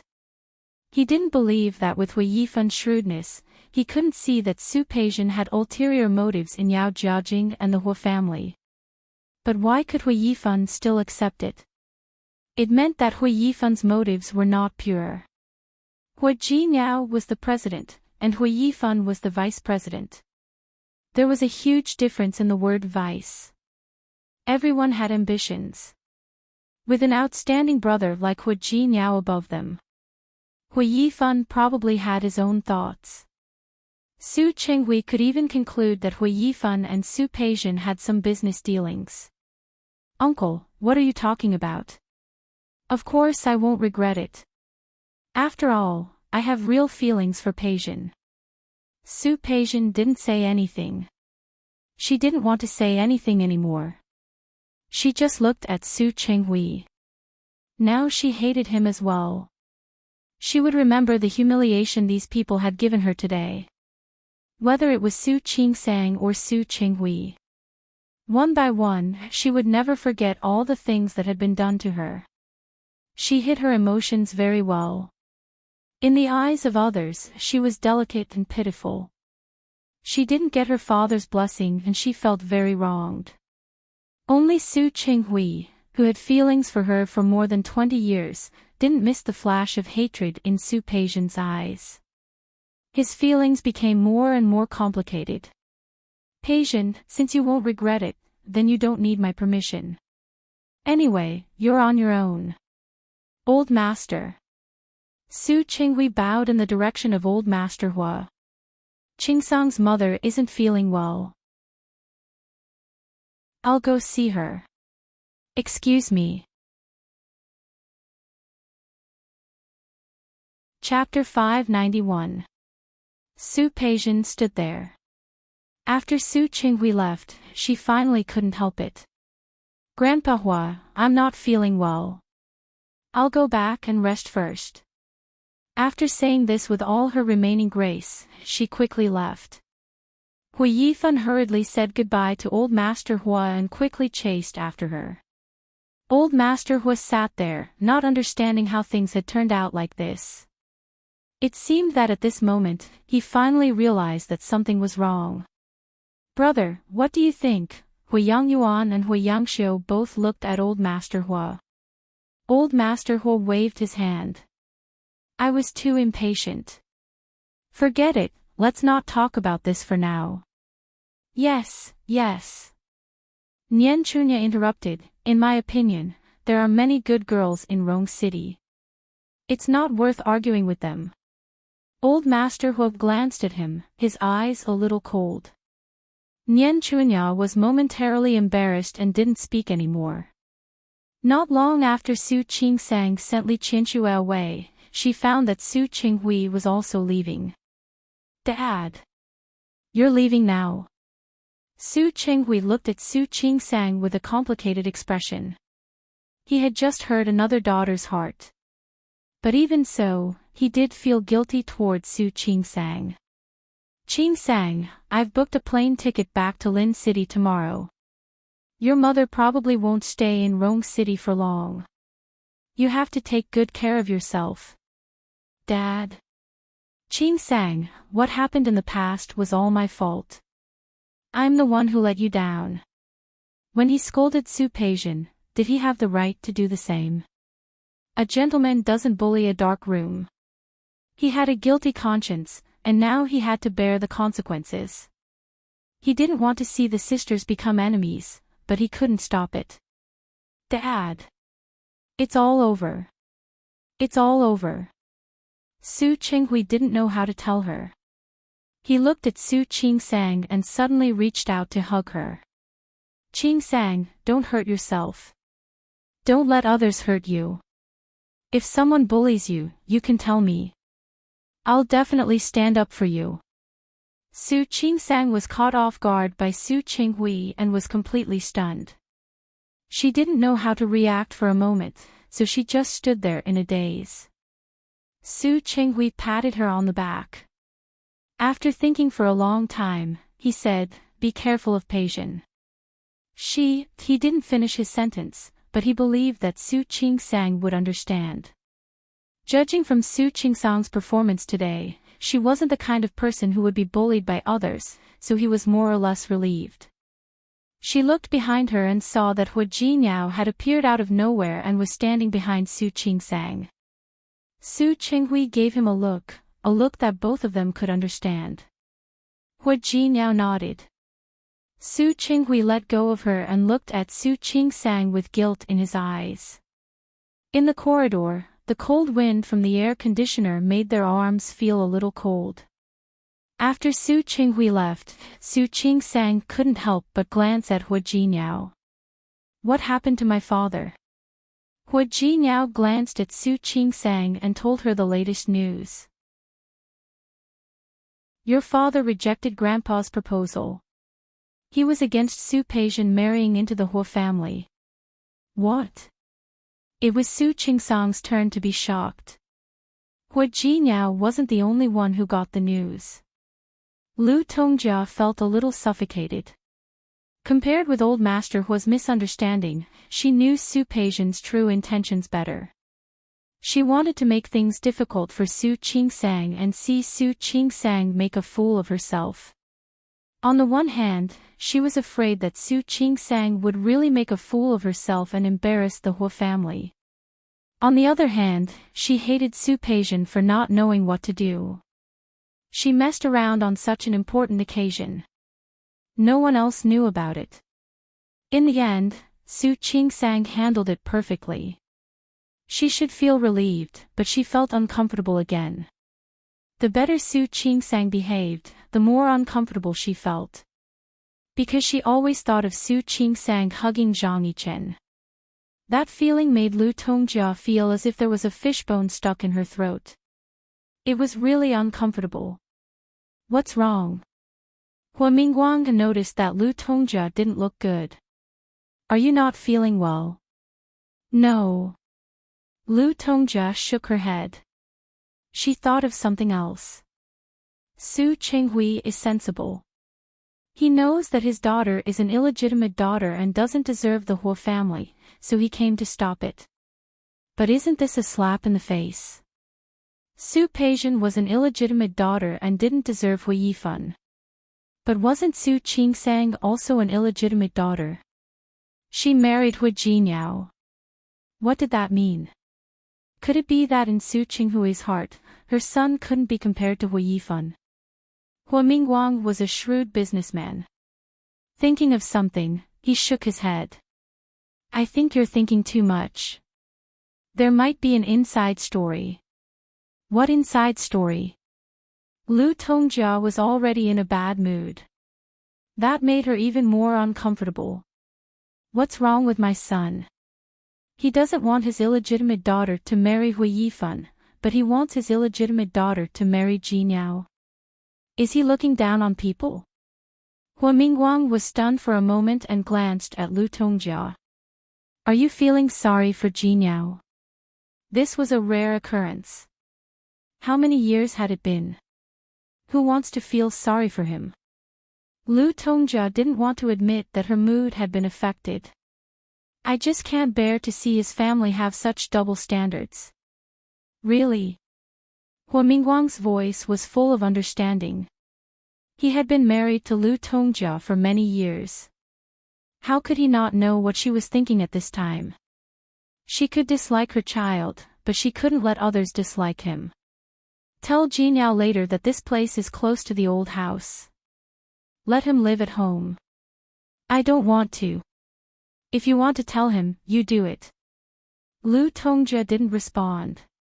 She saw Su Qingsang and Hua Jinyao standing hand in hand from afar. They seemed to be very intimate, and she felt a little upset. Su Peijian wasn't good enough for Hua Yifan. Could Su Qingsang be good enough for Hua Jinyao? Thinking of this, Lu Tongjia's voice became colder.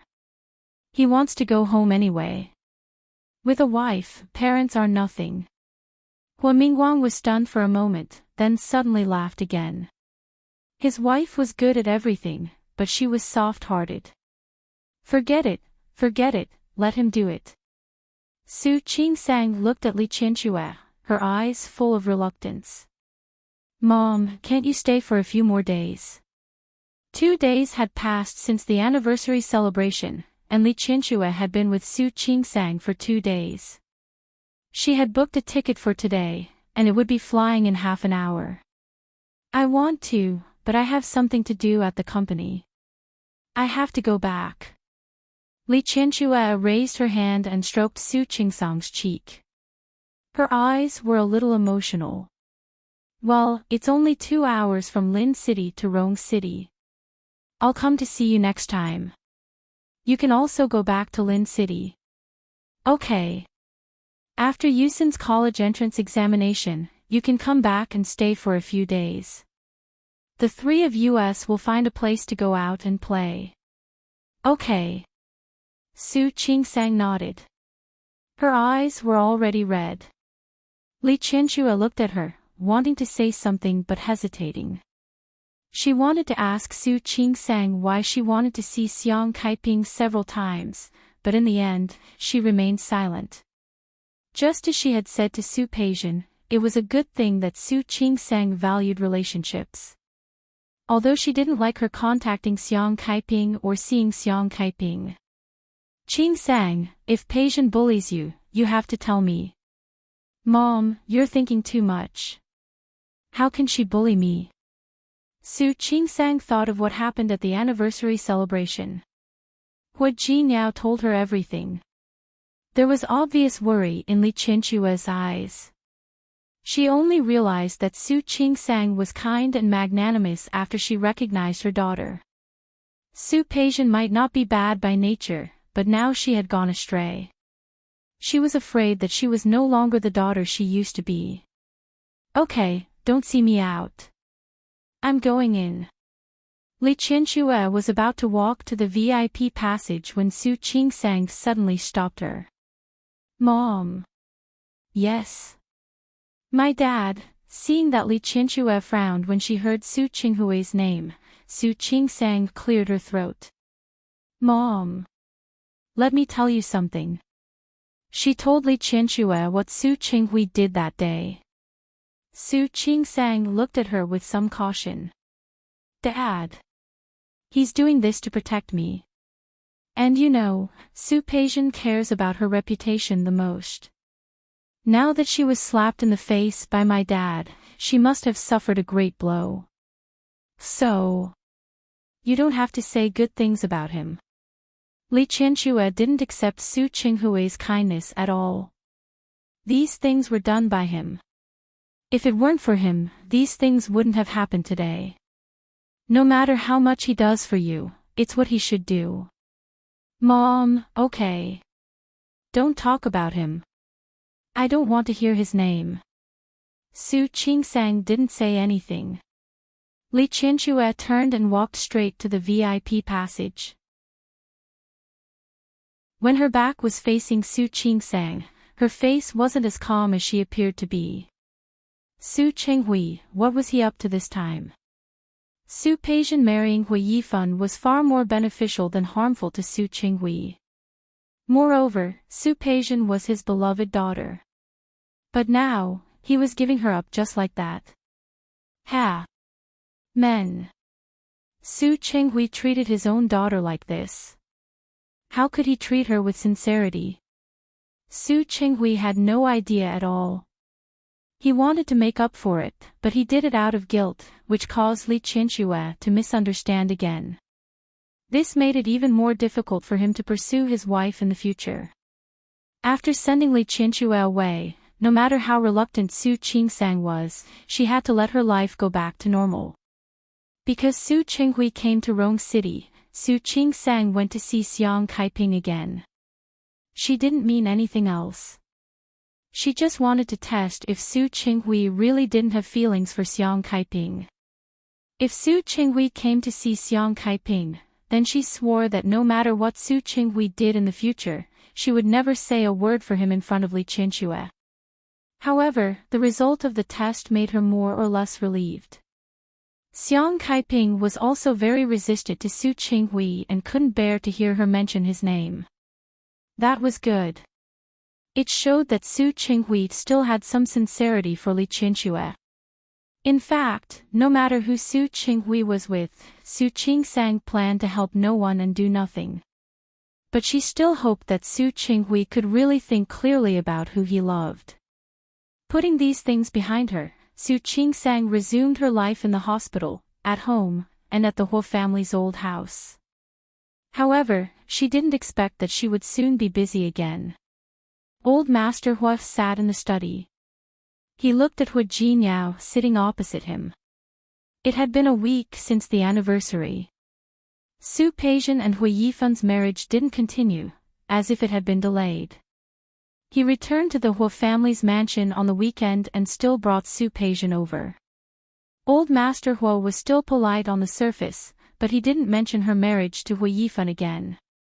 Su Peijian was secretly resentful.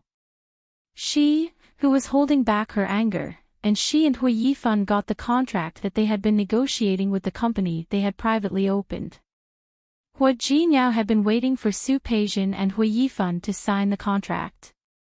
As soon as Hu Yifan signed the contract, he came to see Old Master Huo with the contract. Jinniao, you came at the right time today. I happen to have something to talk to you about.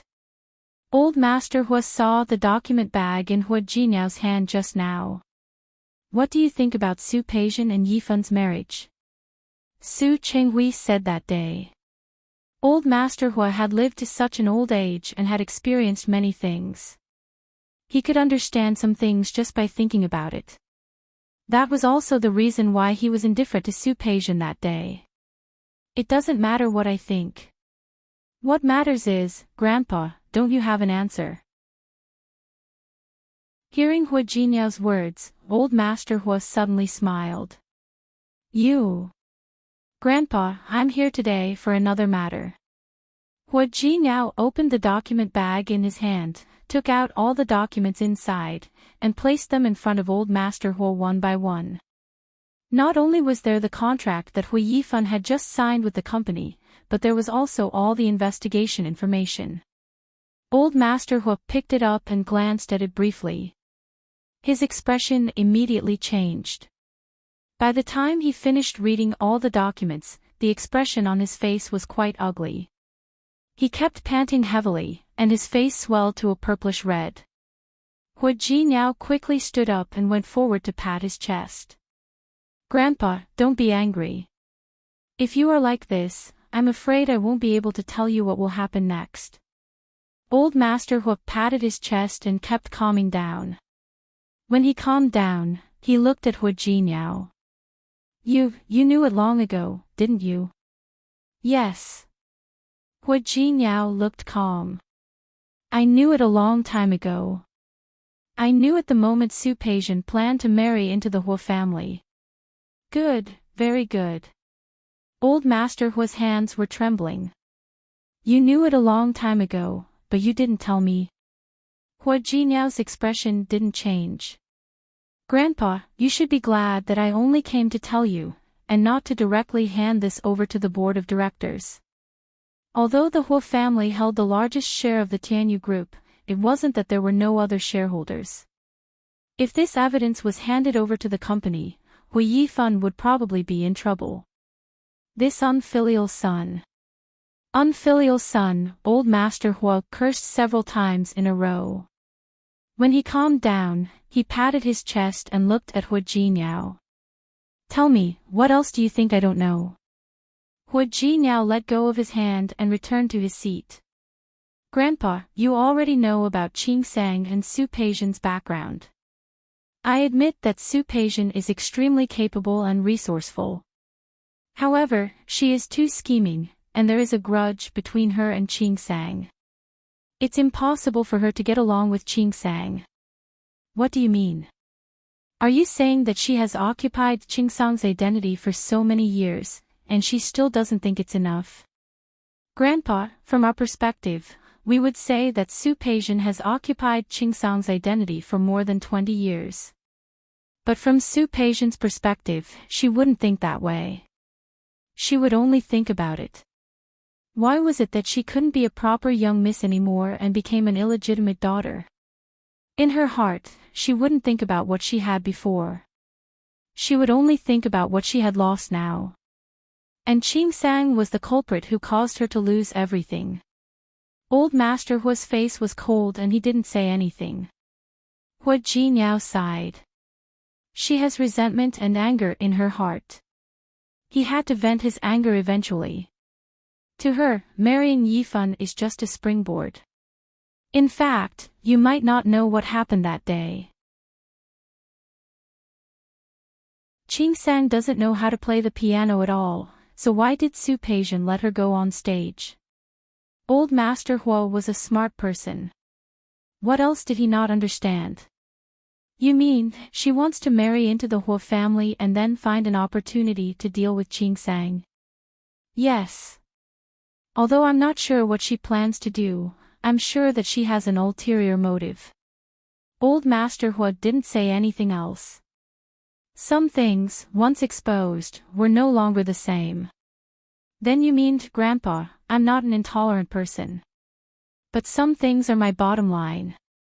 You want me to stop Yifan and Su Peijian's marriage? Old Master Hua didn't want Su Peijian to be with Hu Yifan anymore. No. Hu Jinyao shook his head. I don't want you to stop it. In fact, it doesn't matter to us whether Su Peijian marries Hu Yifan or not. Then, because if I kick Hu Yifan out of the Hua family, Hu Yifan will no longer be a member of the Hua family. Old Master Hua stood up and said, Jinyao. Jinyao, Hu Jinyao's expression didn't change, but his gaze was unusually sharp. Shouldn't a traitor be expelled from the family? Jinyao, he's your cousin. Yes. He's my cousin, so I just expelled him from the family. Jinyao. Old Master Hua was old. Even though he knew that Hu Yifan had done wrong to the company and the Hua family, he was still his grandson. But that was his grandson after all. He hoped to see a happy family. Grandpa. Actually, I have harsher methods to deal with Hu Yifan, but I didn't. Because I don't think you want me to do that. He stood up, put the documents on the table back into the file bag. But Hu Yifan, I want to teach him a lesson. Old Master Hua's face was red. He panted, and his emotions were very complicated. Jinyao, he's your younger brother. Your brothers. When he schemed against me, he didn't treat me as a brother. Old Master Hua didn't say anything. He cleared his throat and said in a trembling voice, I know this is his fault, but he doesn't deserve to die. I didn't want him to die. I just wanted him to leave Tianyu Group and the Hua family. Hu Jinyao put away all the documents and gently knocked on the table. Grandpa, everything else can be discussed, but this is the only thing that can't be discussed. Old Master Hua didn't say anything. He looked at Hu Jinyao. He had grown up and was no longer the little boy who was willing to listen to him.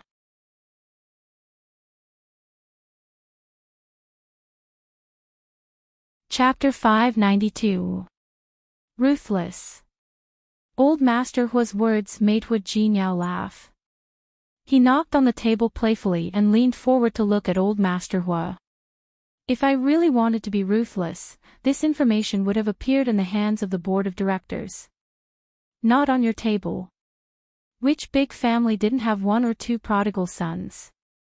Which family didn't have one or two secrets? But no matter which family it was, they would not allow such a traitor to exist. Especially Hui Yifan. He was already the vice president of Tianyu Group. He had both status and power. Moreover, he also had shares in Tianyu Group, yet he still did such a thing. If he had been more ruthless and the truth had blown up, what would have happened to Hui Yifan? How could old Master Hui not know? He just couldn't bear it. But, how will Yifan survive after leaving the Hui family? That's his business. Hui Jinyao's voice was slightly cold. Grandpa, you don't have to worry so much about him. After all, he has Su Peijian, who is smart and powerful, behind him. Don't you agree? Old Master Hui suddenly nodded. I see. You didn't want Su Peijian to marry into the Hui family, so you used this method. If Hui Yifan left the Hui family, he would no longer be part of the Hui family. What did it matter if Su Peijian married Hui Yifan or not? In order to protect Qing Sang, you really are willing to do anything. Old Master Hui's tone wasn't very good. He didn't want to vent his anger on anyone, but he felt that Hui Jinyao was too ruthless. Of course. Thinking of Su Qing Sang, Hui Jinyao smiled faintly. Everyone had a bottom line. His bottom line was Su Qing Sang. He would never turn a blind eye to what Su Peijian had done to Su Qing Sang. What he needed to do was to shatter Su Peijian's beautiful dream. Didn't she want to marry Hui Yifan? Then go and get married. She married Hui Yifan, who had left the Hui family. What he was more curious about was whether Hui Yifan, who had left Tianyu Group, would still let Su Peijian marry him willingly. Hui Jinyao was in a good mood after leaving old Master Hui's study. On his way downstairs, he ran into Lu Tongjia. Seeing that it was her, the good mood on Hui Jinyao's face immediately disappeared. Mom. Hui Jinyao greeted Lu Tongjia blandly, then walked past her to go downstairs. Stop right there. Lu Tongjia looked at Hui Jinyao. She felt upset again. On the day of the anniversary, Hui Mingguang asked Hui Jinyao to stay at home, but he didn't. Later, she found out that Li Qianxue had come to Rong City to stay with Hui Jinyao and Su Qing Sang. Hui Jinyao and Su Qing Sang wanted to go back to accompany Li Qianxue. Lu Tongjia was furious when she found out about this. Look, look. She raised a good son. People say that girls look good. It was not much different for her to have a son here. Not only did she value her wife more than her mother, but she also valued her mother-in-law more than her mother. Is your mother-in-law still in Rong City? Nope. She took yesterday's flight back. Back? Lu Tongjia nodded. Your mother-in-law sure is arrogant.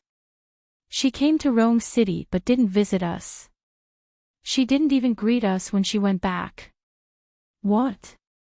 Does she look down on the Hui family? Hui Jinyao finally turned his eyes to Lu Tongjia, his expression cold. Mom, you also care about whether they come to visit or not. Do you think they like our family? What do you mean? His attitude made Lu Tongjia angry. Why can't I care? If you say you can, then you can. Hui Jinyao didn't refute. However, you framed Qing Sang like that in order to ruin her reputation. It would be strange if she was willing to visit us. You. Lu Tongjia didn't expect him to still hold a grudge against her last time. What's with your attitude? How did I frame her? If she didn't have an affair with someone, I wouldn't have had the chance to frame her. Hui Jinyao frowned slightly. Looking at Lu Tongjia's agitated face, he didn't have any hope and didn't want to argue with her. I know whether she had an affair or not. You don't have to be agitated. You don't have to think of a way to frame Qing Sang. Because no matter what you do, I will believe her. Lu Tongjia watched as Hu Jinyao ran away after saying that. She felt a breath stuck in her chest, making her uncomfortable. Apart from the uncomfortable feeling, she also felt a hidden sadness. Su Qingsang looked at Hu Jinyao and found that he seemed to be in a good mood today. Did something good happen? Something good. Hu Jinyao pulled her waist into his arms and let her nestle against his chest. What good thing? I helped you take a little revenge on Su Peijian. Su Qingsang heard Hu Jinyao's words and widened her eyes. This was a little revenge. This was completely cutting off all of Su Peijian's escape routes, okay? With Su Peijian's personality, she was afraid that she would go crazy. However, thinking about Su Peijian's disappointed look, she actually felt a little happy. Wasn't she being a little bad now? Not bad at all. Hu Jinyao didn't want her to be soft on Su Peijian. She just can't marry into the Hu family. If she wants, she can still be with Hu Yifan. It won't affect her much. I don't want you to pity her. Su Qingsang shook her head. She didn't pity Su Peijian. There must be something hateful about a pitiful person. Su Peijian had already bullied her. How could she just swallow it? But this move of yours is really cruel. She didn't know what Su Peijian would do next. Be careful these days. Hu Jinyao suddenly became serious. Don't go home too late. Even if you are on duty in the hospital, try not to be alone. I don't want Su Peijian to have a chance to do anything to you. I don't think so. Su Peijian wouldn't break the law just to deal with him, would she? It's hard to say. If Su Peijian was really willing to settle down, he was willing to let it go. I'll talk to Yang Wenchang tomorrow and ask him to arrange 2 bodyguards for you. Stop it. Su Qingsang glared at him. She was a doctor. Did she have to bring 2 bodyguards when she went out? It would be strange if she didn't scare away those patients. Anyway, I go home and the hospital every day. I don't go anywhere else. Don't worry, it'll be fine. Moreover, Su Peijian was such a smart person. Why would she do something illegal? She shouldn't be that stupid. Anyway, you can't go wrong being careful. He didn't trust Hu Yifan and Su Peijian's characters. Of course, he would definitely ask Yang Wenchang to continue to keep an eye on Su Peijian. No matter what Su Peijian wanted to do, he wouldn't let her get what she wanted. Su Qingsang didn't object. She was sure that Su Peijian wouldn't really do anything extreme. After all, she was a smart person.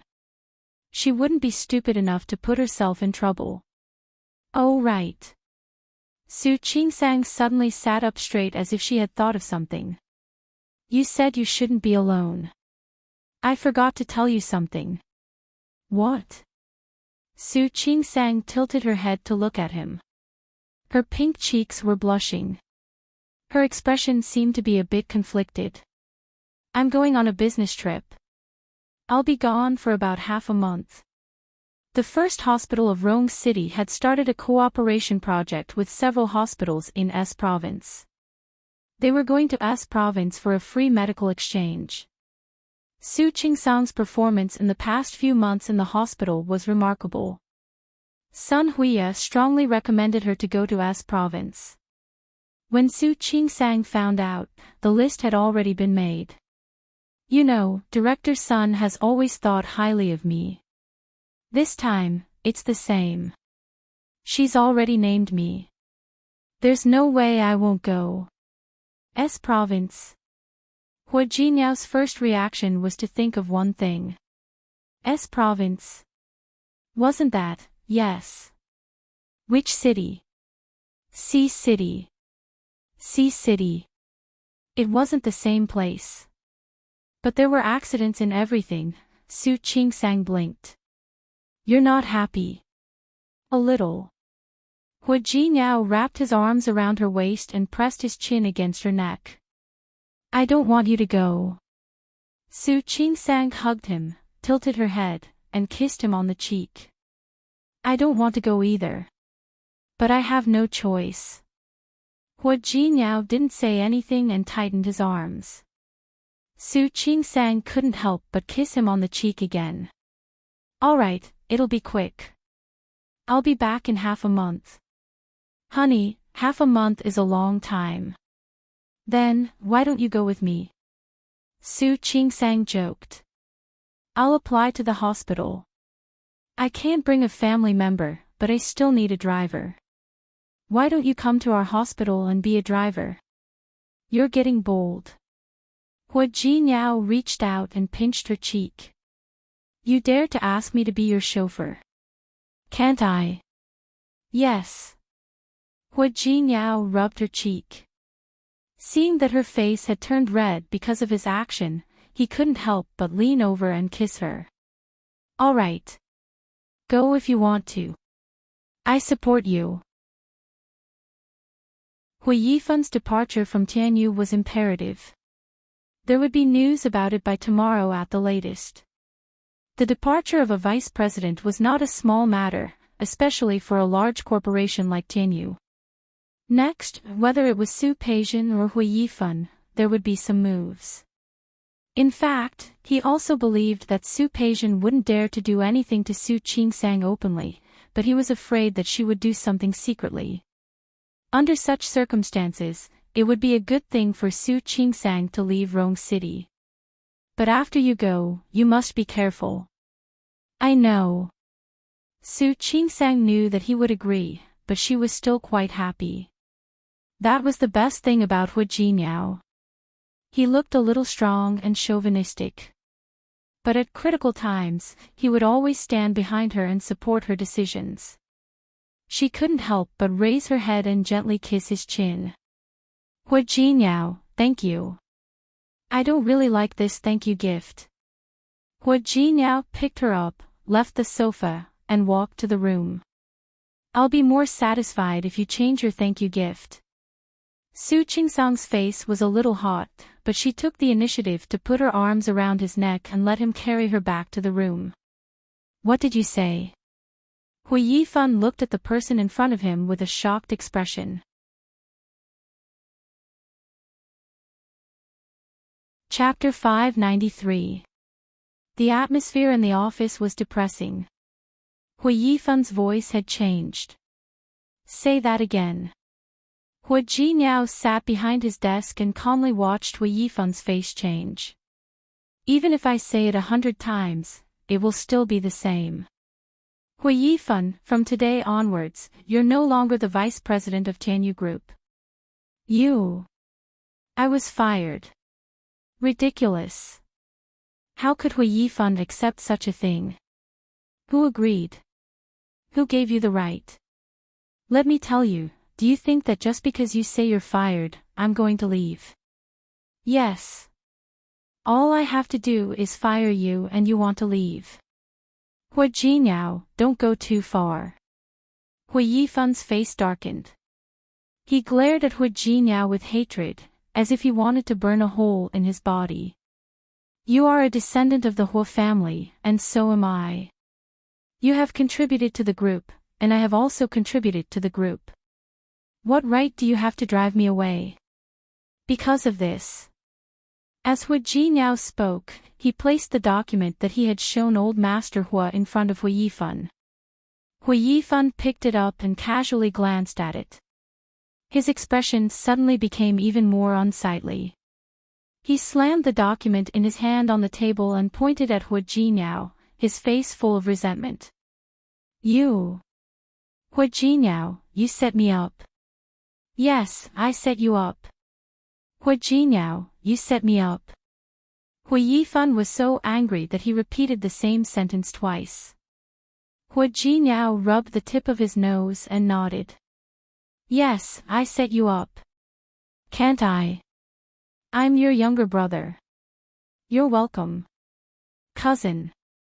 You, Hui Yifan nodded angrily. Finally, he pointed at Hua Jinyao's face and said, Fine.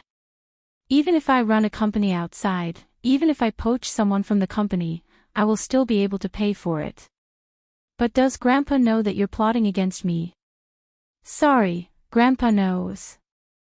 Looking at his flustered and exasperated look, Hua Jinyao only found it funny. Do you think Grandpa will tolerate it?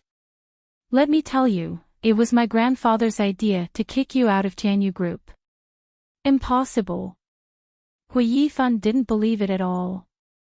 Grandpa is old. He likes to see a harmonious family. He won't agree. Hui Yifan. Hui Yifan stood up abruptly and sneered. You also know that Grandpa is old. Since you know Grandpa is old, why do you still do such a thing? Do you know that when Grandpa saw these things, he was so angry that he almost had a heart attack? And now you're telling me that Grandpa is old. Don't you find it ridiculous? Then why don't you show this to Grandpa? Hui Yifan gritted his teeth. He never thought that Hua Jinyao would have such a trick up his sleeve. He just wanted to suppress Hua Jinyao, but he didn't expect such a result. Why don't I show it to Grandpa? Hua Jinyao sat back down and admired the depressed look on Hui Yifan's face. I don't want to waste my breath on you. Anyway, from today onwards, you're no longer the vice president of Tianyu Group. I will find someone else to fill your position. Hui Yifan knew that Hua Jinyao was telling the truth. There was no turning back. He stood there, his heart filled with unwillingness and anger. This was not the result he wanted, nor was this the result he had predicted. Hua Jinyao, do you have to do this? Yes. Hua Jinyao wasn't polite at all. That's not all. I can also tell you that Grandpa said. From today onwards, you are no longer a member of the Hua family. What did you say? Hui Yifan's expression had completely changed this time, as if he had squeezed the words out from between his teeth. I said, from today onwards, you are no longer a member of the Hua family. This can't be Grandpa's idea, right? Grandfather Hua might kick him out of the company when he was angry, but he would never remove him from the Hua family.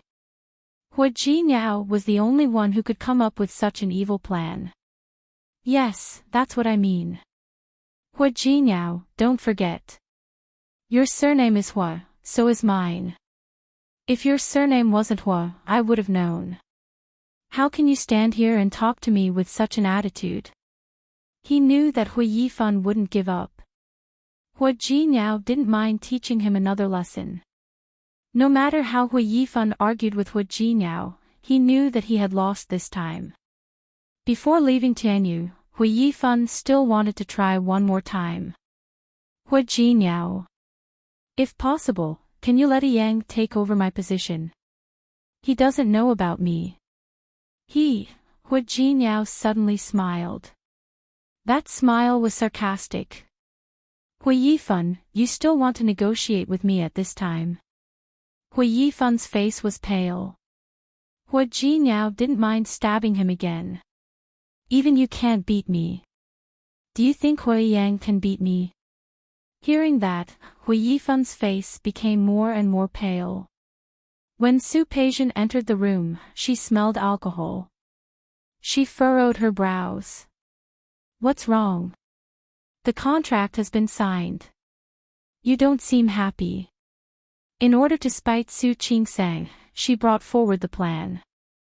The two of them started the company they privately opened and signed the contract the day before yesterday. Today, Hua Jinyao was drinking. Happy. Hui Yifan's eyes were bloodshot. He stared at Su Peijian with his eyes wide open. Do you really not know, or are you pretending not to know? What? Ha ha ha. Hui Yifan put the glass in his hand heavily on the table. I was played by Hua Jinyao. For the past few years, I've been thinking about why I lost to him. I've always wanted to prove myself. I want to prove that I'm better than him. But what happened in reality? Hui Yifan swept an empty wine bottle on the table to the ground. I was played by Hu Jinyao. Do you know? I'm no longer the vice president of Tianyu Group. I was even kicked out of the Hu family. Kicked out of the Hu family. How dare they do this to me? Su Peijian watched him lose control, and her brows furrowed so tightly that a mosquito could be squeezed to death. What's going on? Don't be crazy. Tell me clearly. Didn't I make it clear enough? Okay. Then I'll say it again. I thought what I did was flawless, but Hu Jinyao knew everything from the beginning to the end. He knew it all along. He knew what I was doing outside. He knew that I was running a company outside. Do you even know the company that signed a contract with me? Those were all traps set by Hu Jinyao. Let me tell you, me and you. We were all played by Hu Jinyao. Impossible. Su Peijian's expression didn't look good. How could this be? Yes. I also want to know how this could be. Hui Yifan stood up as he spoke. He stood in front of Su Peijian. Tell me, why did this happen? Su Peijian couldn't answer this question. She knew that Hu Jinyao wasn't an ordinary person when she was in Lin City. But she didn't expect him to be so powerful. Calm down first. Things haven't gotten to the worst yet. Maybe there will be a turn for the better. A turn for the better. What turn for the better? Hui Yifan sneered. His face, which was red from drinking, was full of anger. Let me tell you, there won't be a turn for the better. Because my grandfather already knows. Do you hear me clearly? Grandfather already knows. Hu Jinyao was too ruthless. He didn't even leave him a way out. Su Peijian didn't say anything. Hui Yifan took 2 steps back and sat on the sofa weakly. He poured another glass of wine and began to drink. However, after he drank 2 glasses, Su Peijian suddenly grabbed his hand. Hui Yifan, pull yourself together. Things haven't gotten to that point yet. Oh. Haven't gotten to that point yet. Tell me, I was already kicked out of the Hu family. How far can it go? How far do you think it can go? He pushed Su Peijian's hand away. Su Peijian took a step back. She stood back again, but her expression was even more unsightly than before. Hui Yifan, no wonder you can't beat Hu Jinyao in this state. When he was framed by you, he didn't drink to drown his sorrows. Su Peijian. Hui Yifan stood up and glared fiercely at the person in front of him. What did you say? What did I say? I said no wonder you can't beat Hu Jinyao. With your current appearance, it's impossible for you to beat him. Hui Yifan's hand was raised and was about to fall. Su Peijian didn't retreat. Come. Hit.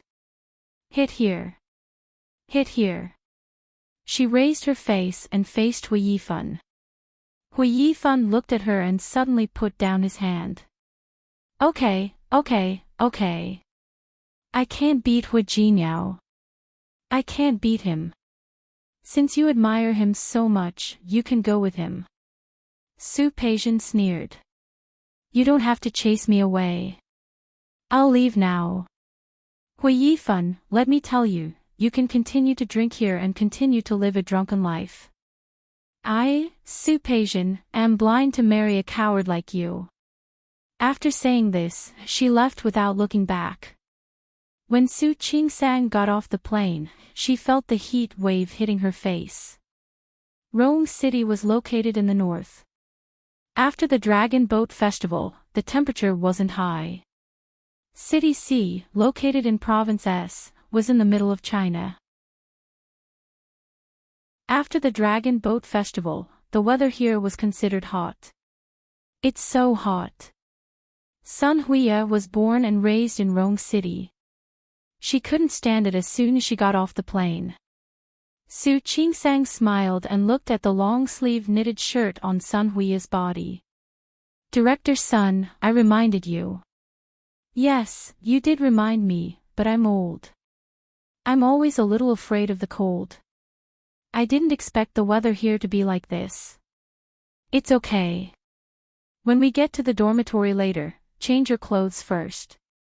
Then have a good rest.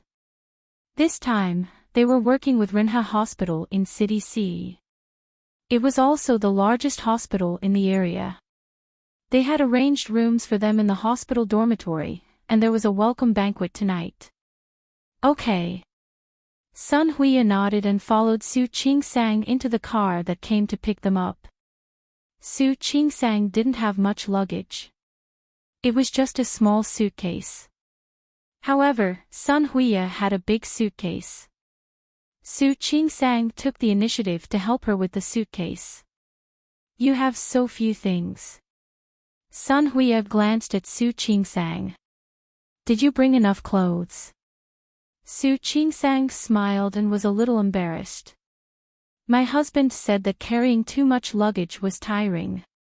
He told me to buy whatever I need here. Tisk, Dr. Su, are you showing off your love in front of us? Ling Fei, who came with them, heard it and joked with Su Qingsang. That's right. He's showing off his love in front of us. Xing Qinyu, who came with them, also clicked his tongue. He thought about how everyone saw Hua Jinyao personally send Su Qingsang to the airport this morning and how the two of them were inseparable at the airport. It's good to just get married. This relationship is so good. Sun Huiya also teased. Su Qingsang felt more and more uncomfortable. It's not really just married. Su Qingsang was a little embarrassed. We've been married for almost a year. Su Qingsang was stunned when she said this. Yes. Thinking about it seriously, it was almost a year since she and Hua Jinyao got married. It would be the 1-year anniversary in about 10 days, right? If that was the case, wouldn't their wedding anniversary not be together? After all, she still had to stay here for half a month. Her heart was a little gloomy. This was their first wedding anniversary, but the two of them couldn't be together. Thinking about it seriously, they got married so casually. Maybe Hua Jinyao didn't even remember this day. Su Qingsang suddenly felt a little stifled. However, her heart couldn't stay stifled for long. In the following time, she, Sun Huiya, and all the doctors who came to Rome City with them began to get busy. Rinha Hospital in C City was famous and had many patients. It didn't lose to the first hospital of Rome City at all. Especially since they also had cooperation with many units. On the third day of their arrival, they encountered a unit that arranged for people to come for a physical examination. There were many women in this unit. With more women, there were more gynecology-related items to be examined. Su Qingsang and Sun Huiya had originally arranged for outpatients today, but now, they all went to help. After this wave of people finished the examination. Almost 2 days had passed. 2 days later, there was another random inspection. Even if they were here for an exchange, they all became busy. In the blink of an eye, Su Qingsang had been here for a week. Tonight, she had to do a summary of this week's work. Sun Huiya wasn't young anymore. Such a busy day was a little too much for her. Su Qingsang took the initiative to ask her to rest, and Sun Huiya didn't refuse. She said that she would host the exchange and cooperation meeting at night. Su Qingsang nodded and picked up her notebook. She originally wanted to go back to the temporary office they arranged to prepare. Unexpectedly, as soon as she walked out of the corridor, she met a group of people in front of her in a hurry. The man in the lead stunned her for a moment. He held his notebook and stood there without moving. Uncle. Zhang Yichen was holding a pregnant woman in his arms. When he saw Su Qingsang, he was stunned. Why are you here? Su Qingsang looked at the pregnant woman in his arms. There was already blood flowing from her lower body. She waved her hand and said, "Let's not talk about that first." "What's the situation?" Not only Zhang Yichen, but there were also several soldiers standing behind him. Everyone looked nervous. "She fell just now. She seems to be in danger now. Hurry up and save her."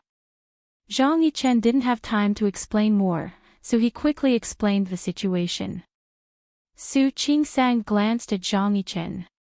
The first thought in her mind was that Hu Jinyao's uncle was too lucky. Why did he always encounter people who tried to blackmail him? She didn't have time to think about other things at the moment. She hurriedly waved her hand. "Come on, this way. Arrange for someone to do the procedure. I'll examine her first." "Okay." Zhang Yichen breathed a sigh of relief and carried the pregnant woman into the consulting room Su Qingsang arranged. Su Qingsang pulled the curtain to examine the pregnant woman. Before the curtain was closed, Zhang Yichen called her. "Qingsang. You have to save her and the baby in her belly." Su Qingsang glanced at him and felt the seriousness in his eyes. She nodded. She silently closed the curtain. After the examination, she quickly walked out of the room. "She's in bad condition. She needs a cesarean section. I'll arrange for the operation now. Don't worry. Her life should not be in danger for now. Can you do the operation yourself?" Su Qingsang was stunned. They were here to exchange and learn. It was not impossible for her to do the operation. But it needed to be arranged by the higher-ups. "I trust you." Zhang Yichen stared at her face. The trust in his eyes made Su Qingsang unable to think about anything else. She nodded. "Okay, I'll do the operation." Su Qingsang had had cesarean sections many times. It was not a big operation for her. However, when the pregnant woman entered the operating room, she found that her condition was a bit complicated. Her blood was Rh negative. The hospital's blood bank only had 2 units of Rh negative blood. The pregnant woman had lost too much blood. At least 4 units of blood had to be transfused. She reported the situation. The only thing she could do was to try her best to save the pregnant woman's life. She didn't know how the outside coordinated. Anyway, in the time she estimated, someone sent Rh negative blood. A few hours later, Su Qingsang came out of the operating room. She was in a strange operating room with a strange assistant and a strange person. Fortunately, they cooperated well. When she came out, she found Zhang Yichen and the other soldiers were still waiting outside. Su Qingsang took off her mask. Zhang Yichen was already standing in front of her. "How is it? How is she?" "Both mother and daughter are safe." Su Qingsang saw the anxious look on Zhang Yichen's face. "But the baby is less than 8 months old. It is very fragile now. She needs to stay in the incubator for a few days for observation." "Okay. What about the adult?" "The anesthesia is still there. She will probably wake up later." Su Qingsang glanced at Zhang Yichen. He was still in his military uniform. His chest was covered in blood, but he didn't seem to care at all. Thinking of what happened between him and her in the Huo family's old house, she felt a little awkward. Although she had been drugged and drunk before she did that, she was still Zhang Yichen's elder sister. Su Qingsang cleared her throat to divert his attention. "Oh, right. Why were you so careless? And you ran into her again." Su Qingsang wasn't joking. "You are so lucky. You run into her every time. It's not luck." Zhang Yichen's expression was serious. He looked at Su Qingsang with a touch of pain in his eyes. "She is the family of a martyr. Last week, her husband died." Su Qingsang was stunned. She saw the pain in Zhang Yichen's eyes. He was your comrade. Zhang Yichen nodded almost imperceptibly. He was his comrade and his subordinate. Last week, he died in the line of duty. Before he died, he happily told them that he was going to be a father soon. However, before he could become a father, something happened to him. His wife received the news yesterday and rushed over today. She came to take him home, but she was too emotional when she saw the cold tombstone. She accidentally fell on her way down the hill. They went back to the city. The nearest hospital was Rinha Hospital, so they sent the pregnant woman here. She will be fine, right? His comrade was the only child in his family.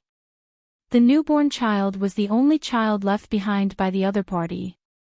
Su Qingsang's eyes were a little wet. She nodded and said, "Don't worry. The operation was successful. They will be fine." Zhang Yichen breathed a sigh of relief. He looked at Su Qingsang's surgical gown and asked, "Why are you here?" "Our hospital organized us to come here for a learning exchange." Su Qingsang seemed to have just realized that she was wearing a surgical gown. She awkwardly cleared her throat. "It's done. The operation here is done. I still have something to do. If you want, you can go to the nursery over there to see the baby." "Thank you, Qingsang." Zhang Yichen thanked her very seriously. Su Qingsang was a little embarrassed. "You're welcome. It's my job." Moreover, he was a family member of a martyr. Su Qingsang had high respect for people like him. "Well, if there's nothing else, I'll leave now. Uncle, please help yourself." She turned to leave, not noticing that Zhang Yichen's eyes lingered on her back for a few seconds. The way she called him uncle made his heart ache. He looked away and glanced at the soldiers behind him. "Let's go and see the baby." Su Qingsang had performed the operation for a few hours the night before. The next morning, the hospital considerately asked her to rest and didn't arrange any outpatient services. Su Qingsang had been busy for the past few days. She planned to go shopping this morning and buy 2 sets of clothes. The weather in Sea City had been getting hotter and hotter. She had to go through the hospital gate when she left the hospital dormitory. She was about to open the map to see if there was a department store nearby. A Hummer stopped in front of her. The body of the Hummer was painted camouflage. Su Qingsang instinctively took a step back and saw the person sitting in the car. "Uncle. You're here to see Chen-Yi again." Chen-Yi was the pregnant woman from yesterday. She had woken up early this morning. Her vital signs were normal. Zhang Yichen had indeed just seen Chen-Yi. He glanced at the bag in Su Qingsang's hand. "You're going out. Where are you going?" "I'll give you a ride." "No need. I'll call a taxi." Su Qingsang waved her hand. She didn't dare to trouble this uncle. "Are you familiar with Sea City?" "No. I am." "Get in the car." That didn't seem right.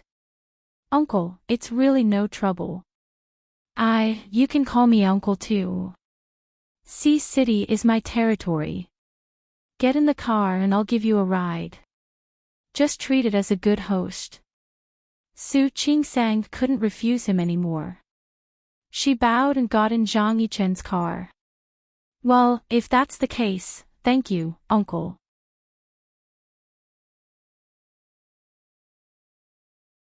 Chapter 594.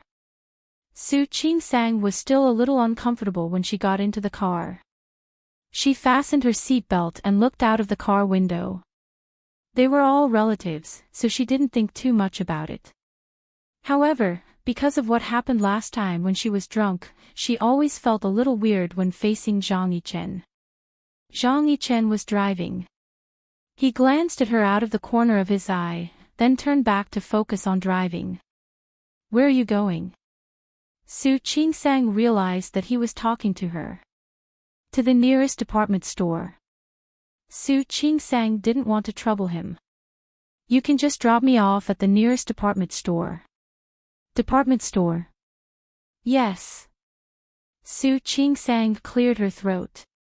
Any department store will do. Zhang Yichen glanced at her and turned the steering wheel in the front seat. Sea City was a city with a long history.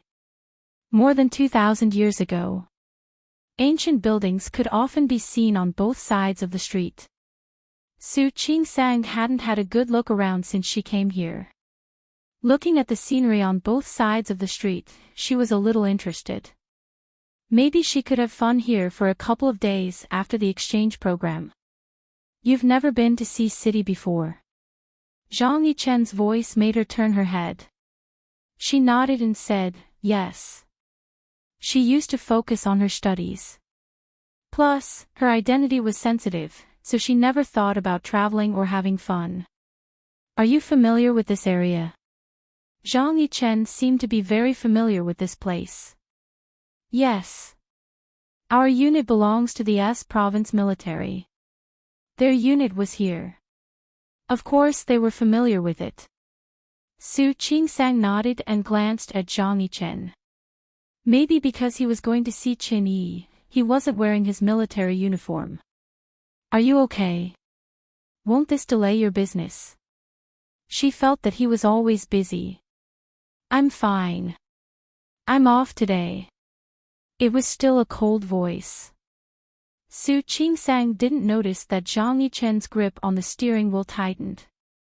Did he want to say that he didn't need to spend time with his girlfriend? But that wasn't the right question for her. He seemed to be 2 years older than Hu Jinyao, and he was still unmarried. Su Qingsang didn't say anything else and continued to enjoy the scenery. Fortunately, the awkward atmosphere didn't last long. Soon, they arrived. This is a very famous street in Sea City. All the big department stores are here. Su Qingsang glanced at him, thanked him, and got out of the car. Zhang Yichen couldn't help but call out to her, call me when you're done. I'll pick you up. I don't think that's necessary. Su Qingsang quickly waved her hand. I can take a taxi back myself. It's hard to get a taxi here. Write down my phone number. Call me when you're done. Zhang Yichen said blandly. There's really no need. Su Qingsang wanted to say no, but Zhang Yichen had no intention of driving away. Feeling a little helpless, Su Qingsang took out her phone to record his number. She decided that she would take a taxi home later. She would never let Zhang Yichen pick her up. Zhang Yichen watched as she wrote down his number, then asked her to try it again. Hearing his phone ring, he finally let her go. After Su Qingsang left, he looked at the number displayed on the screen and saved it. He struggled for a long time just to save a name. In the end, he entered her full name, Su Qingsang. He didn't leave right away. Instead, he parked the car in the parking lot. He looked back in the direction of the department store, lost in thought. After a long time, he hit the steering wheel hard. He quickly got out of the car. Zhang Yichen told her that he didn't want to be with Su Qingsang. He just had something to buy. Yes, he had something to buy too. For example, a gift for his mother. It was almost Hui Yangxiu's birthday. When he entered the department store, Zhang Yichen wanted to punch himself in the face. What was he doing? Su Qingsang was married. She was Hu Jinyao's wife. It was useless for him to be like this. He shook his head and strode towards the outside. However, as soon as he walked outside, he felt the ground shake. Zhang Yichen's first thought was that it was an earthquake.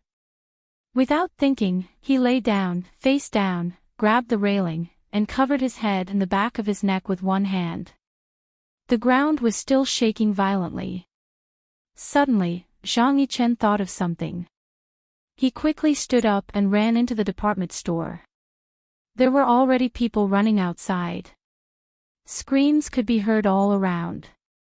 Zhang Yichen wanted to go through the crowd and continue inside. However, the glass door of the department store was shattered. Zhang Yichen covered his head and squatted down again. Soon, it wasn't just the glass. The walls of the building began to crack. The gravel, cement, and dust on top of it fell like flying. Some people were hit by stones, and some fell. Screams and howls could be heard all around. When a middle-aged man was about to be hit by a stone, Zhang Yichen quickly pulled him up. The man thanked him, but his legs were so weak that he couldn't stand up at all. Go to an open place and put your hands on your head. After saying that, Zhang Yichen looked at the scene in front of him and thought that Su Qingsang was still inside. He immediately took out his phone and called Su Qingsang, but no one answered. The surroundings were still shaking. He called again, but still no one answered. Seeing that no one was picking up the phone, he couldn't care less anymore and rushed into the department store. The shaking inside was even worse than the outside. Things kept crashing down and falling. Zhang Yichen regretted it very much. He shouldn't have asked Su Qingsang to take his phone number. He should have gone in with her. The shaking was still going on. Zhang Yichen couldn't go forward anymore. Everyone around him was screaming as they ran outside. He was the only one who walked inside. He looked at those people running outside. None of them was Su Qingsang. He became more and more anxious. The chandelier on the ceiling fell in his direction. He quickly dodged to the side and avoided it. People kept running outside, blocking his way. Zhang Yichen was anxious. He said loudly, "Don't panic. Everyone, bend down, cover your head, and run outside." At this moment, someone spoke, and the people who were running around blindly seemed to have found their direction. Zhang Yichen couldn't care less about those people. All his energy was now focused on finding Su Qingsang. The women's department was on the second floor. If Su Qingsang was here to buy clothes, she must be on the second floor. The stairs were already broken. Some people were so scared that they didn't dare to come down. The escalator had stopped a long time ago. But he could still go forward. Zhang Yichen exerted the physical strength he had developed in the army. He dashed up as fast as he could. Regardless of the shaking ground, he rushed straight to the most dangerous place. There were fewer people on the second floor than on the first floor. When the earthquake happened just now, everyone ran outside with all their might. Zhang Yichen didn't know where Su Qingsang was, so he could only search the clothing stores one by one. As he searched, he dodged the falling cement and dust. At the same time, he didn't forget to call Su Qingsang. He could feel the ground shaking more violently under his feet. But Su Qingsang didn't answer the phone. He was anxious, so he ran even faster. He kept calling, running, and dodging objects that might fall on him. He was in a sorry state. While he was dodging, he heard a phone ringing. It was from a shop next to him. Zhang Yichen was stunned. He dodged a shop sign that was about to fall, looked at the shop in front of him, which was blocked by broken glass and a counter. He hung up the phone and found that the ringing had stopped. He called again and found that it was ringing again. Zhang Yichen's eyes became hot. He looked at the name of the shop and immediately knew that Su Qingsang was inside. The shaking stopped at that moment. Zhang Yichen pushed the counter open and went inside. Other than the counter, there were two more shelves, which were blocking his way. Zhang Yichen didn't hang up the phone. He heard the ringing getting louder. He walked forward and seemed to step on something.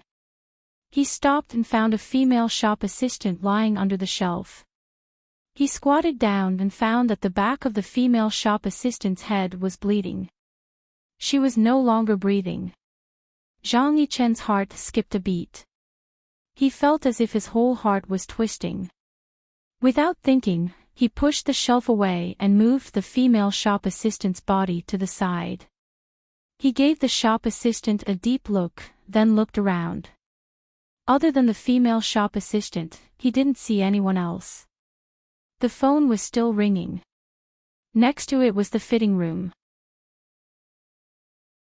Zhang Yichen thought that Su Qingsang was here to buy clothes, so she might be trying on clothes here. Without thinking, he walked toward the fitting room. The wooden door of the fitting room had fallen. Half of it was stuck in the door. Zhang Yichen's heart was beating fast. Even though he had participated in a mission 1,000 times more dangerous than this, it didn't make him feel better. He pulled the door open forcefully and saw Su Qingsang lying there. She was holding a piece of clothing in her hand. She seemed to have lost consciousness. There were no windows in the fitting room, and the electricity in the building had been cut off. He could only see Su Qingsang's face with the dim light coming in from outside. There was no blood on her face, but there was a lot of dust on it. Her legs were curled up, and her body was leaning against a chair. There was no obvious blood stain. He put his hand on the tip of her nose and found that she was still breathing. He was more or less relieved. Su Qingsang. Su Qingsang. Zhang Yichen called her twice, but there was no response. He squatted down beside her, about to carry her and leave, but unexpectedly, there was another violent shaking behind him. He saw the lamp above his head shake and was about to fall. It was a critical moment. Zhang Yichen hurriedly picked up the door that had just fallen and placed it above the two of them. As expected, the lamp fell, and then there was an even more violent shaking. Su Qingsang's body was leaning against the chair, and Zhang Yichen was holding the door. No matter how many things fell from above, he didn't move at all. When the shaking stopped, Zhang Yichen found that he and Su Qingsang were trapped. He didn't know how many pieces of cement and wall had fallen outside. The fitting room was completely blocked. The shaking continued. Zhang Yichen gritted his teeth and held the door. He held Su Qingsang up with one hand and let her lean against him. The ground was shaking under their feet, and the dust kept falling above their heads. Zhang Yichen didn't dare to move, and he couldn't. At this moment, he was even glad that the shaking just now had shaken the door off. Otherwise, the two of them might have been buried. After a long time, the shaking finally stopped. Zhang Yichen's back was numb. He tried to look around. He pushed the door against one of the cracked walls. In this way, the fitting room formed a very narrow triangle. He took advantage of this gap and squatted down again. Qingsang. Su Qingsang. Still no response. He gritted his teeth and reached out to the back of Su Qingsang's head. Sure enough, he felt a lump there. It was probably hit by something just now. Su Qingsang, wake up. Wake up. It was very dark inside. Zhang Yichen took out his phone and turned on the light. In the dust and stones, he kept calling Su Qingsang's name. After a long time, Su Qingsang finally regained some consciousness. She was very uncomfortable and dizzy. The voice that kept calling her sounded a little familiar. She opened her eyes and saw a dirty face under the dim blue light. Su Qingsang was startled and instinctively stepped back. However, before she could step back, she felt a sharp pain in the back of her head. She snorted and instinctively raised her hand to cover the back of her head. Qingsang, you're awake. Zhang Yichen breathed a sigh of relief. The familiar voice made Su Qingsang look at the person in front of her again. Uncle. Why was he here? And Su Qingsang almost instantly remembered. This is an earthquake. She had always known. S province was a province with a lot of earthquakes. Every year, there would be earthquakes from time to time. However, she never thought that she would encounter an earthquake in her lifetime. Yes. It's an earthquake. Zhang Yichen looked at her and didn't miss that he had been touching the back of her head. You seem to have been hit by something. Are you okay? Su Qingsang's voice was a little hoarse. She rubbed the back of her head and felt that it was very painful. She also remembered that she had thought of buying a few clothes casually. After shopping for a while, she directly chose this shop. She liked the clothes and was about to try them on, but she didn't expect that something like this would happen before she could change. She shook her head. It was a little painful, but fortunately, she didn't feel nauseous. There shouldn't be any internal injuries. She tried to stand up and realized what was in front of her. There was a chair behind her. Her bag was still on the chair. In front of her was Zhang Yichen. There was a door panel behind Zhang Yichen. The door panel was stuck between the stone and the wall, forming a triangle. The space was very small, and Zhang Yichen blocked most of it. She was almost sitting against him. If she wanted to stand up, she would definitely bump into Zhang Yichen. Su Qingsang didn't know how to react for a moment. She tried to move her limbs. Fortunately, she could still move them.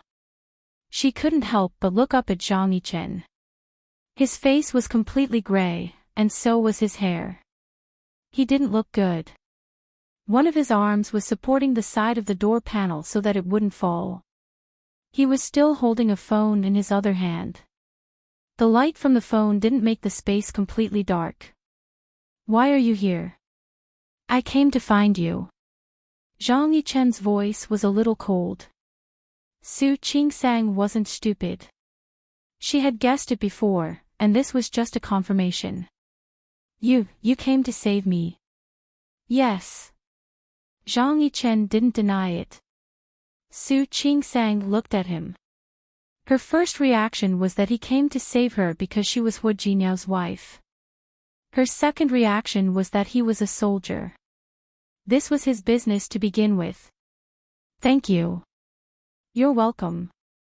After a very polite conversation, Su Qingsang didn't know what else to say. She suddenly remembered that she had brought her bag with her to try on clothes. Where was her bag? She had put it on the chair, but now the chair was empty. It must have moved during the earthquake. With the light above her head, she soon saw it. Her bag was buried in the pile of stones next to the chair. Su Qingsang took out her phone. She was glad that she had a good habit of charging her phone every day before going out. The battery was full. She swiped the screen and saw more than a dozen missed calls, all from Zhang Yichen. Did you call me? Yes. Zhang Yichen nodded. Only now did he have time to think about calling the police for help. However, he was afraid that no one would come now. The earthquake had just happened, so the police must have been ringing off the hook. It would take some time for the higher-ups to make arrangements. He just hoped that it would be faster. He wanted to tell Su Qingsang that it was useless to call the police now, but he didn't expect that she would call Hu Jinyao. Zhang Yichen forced himself to avert his eyes.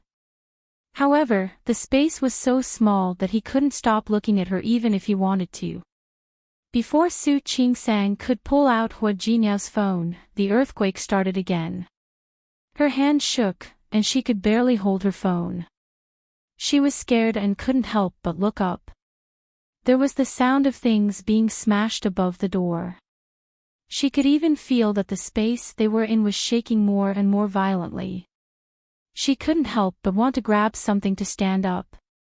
Don't move.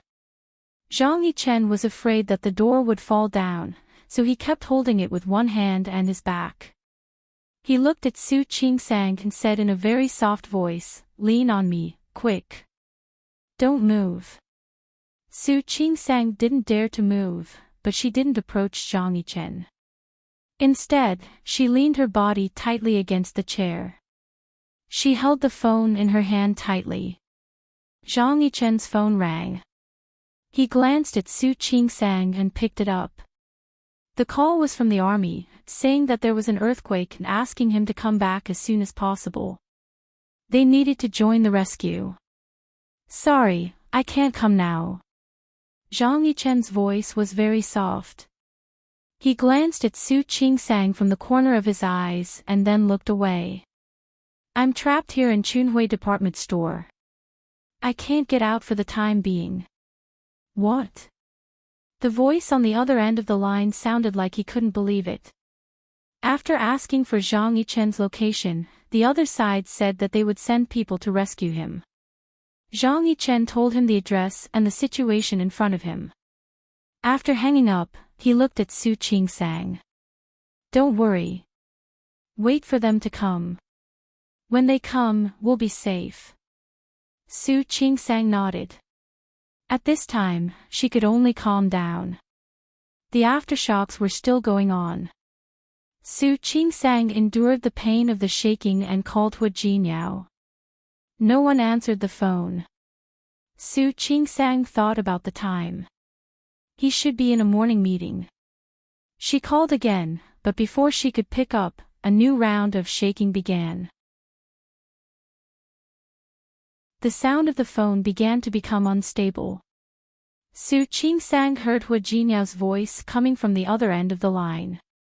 Qingsang, Jinyao, as soon as he said the word I, the phone was cut off. Su Qingsang looked at the phone screen with a conflicted expression. She couldn't believe that the signal was cut off at this time. The ground was still shaking. Su Qingsang even had a feeling that she would fall immediately. She couldn't help but look up at Zhang Yichen. It's normal for the phone to have no signal during an earthquake. Wait a minute. Maybe it will recover later. Later. Su Qingsang didn't dare to think about it. She looked at the narrow environment in front of her and the light from Zhang Yichen's phone. Can we get out now? The shaking came from time to time. Not every shaking was very violent, but it made people feel even more uncomfortable. Zhang Yichen didn't answer her question. He tried to move his back. From time to time, the sound of things falling on the door could be heard. Those sounds could only make people feel more and more uneasy. He glanced at Su Qingsang and said, I'm afraid we can't get out for the time being. Now we can only wait for the earthquake to stop, or for someone to come and save us. He didn't know how many pieces of wall and cement were pressed against the outside. He could only see that the door had been blocked. He didn't know what the situation outside was either. He could only guess. But what he knew was that they wouldn't be able to get out of here for a while. Su Qingsang looked at him holding the door. Are you tired? Why don't I do it? Zhang Yichen glanced at her and didn't say anything. The shaking seemed to have stopped for a moment. Su Qingsang tried to move her feet, but the space in front of her was too narrow. She couldn't stand up at all. She clenched her phone, looked at the entrance of the fitting room, and said, Why don't we try and see if we can get out of here? As soon as she finished speaking, the shaking became even stronger. Su Qingsang couldn't help but turn pale. Stay there, lean against that chair. Don't move, Zhang Yichen said in a low voice. Zhang Yichen said in a low voice. Su Qingsang didn't dare to move. She leaned against the chair tightly, using this action to calm her heart. They didn't even have to wait for her to get out. They might not even be able to make it through the current situation. Even if they did get out, if another earthquake like this happened, they might be crushed to death as soon as they got out. She had seen many deaths, but she never thought that one day, she would be in a situation like this. The huge wave of shaking finally stopped. It was so quiet that Su Qingsang could hear her own heartbeat. She didn't have time to feel lucky that she survived this time. From the corner of her eye, she saw that Zhang Yichen didn't look too well. "You, uncle, are you okay?" She looked at Zhang Yichen from head to toe and saw that his arm was bleeding. When the shaking was the strongest, Zhang Yichen only wanted to protect Su Qingsang from being hit. He held the door and bore most of the weight, along with the falling pieces of cement. However, he didn't expect that a piece of cement would hit his arm when it was shaking. Its sharp side had cut a wound on his arm. It was bleeding.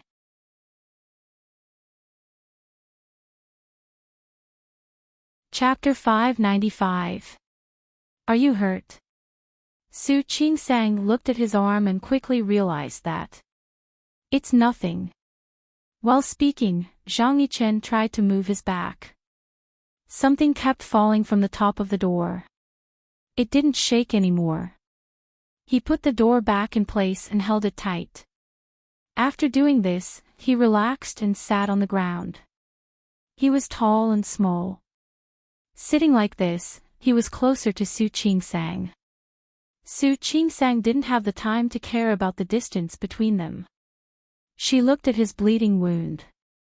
"Let me bandage it for you." "No, it's nothing. I still need to bandage it. What if it gets infected?" As Su Qingsang spoke, she rummaged through her bag again. There was a tissue in it. She found it and wiped the blood off Zhang Yichen's hand. She saw the wound clearly. It was a bit deep and seemed to be serious. He said he was fine. Su Qingsang couldn't help but look at him again, then leaned forward a little. "Don't say no. It's a small wound, but you have to be careful at a time like this." She was a doctor, so it was easy for her to do this. There were no other tools in the room. She first used a tissue to clean his wound. Looking at the piece of red flesh that had been turned over, she felt the pain. There was no gauze here, but the shirt she had just brought in seemed to be made of cotton. It was dirty now.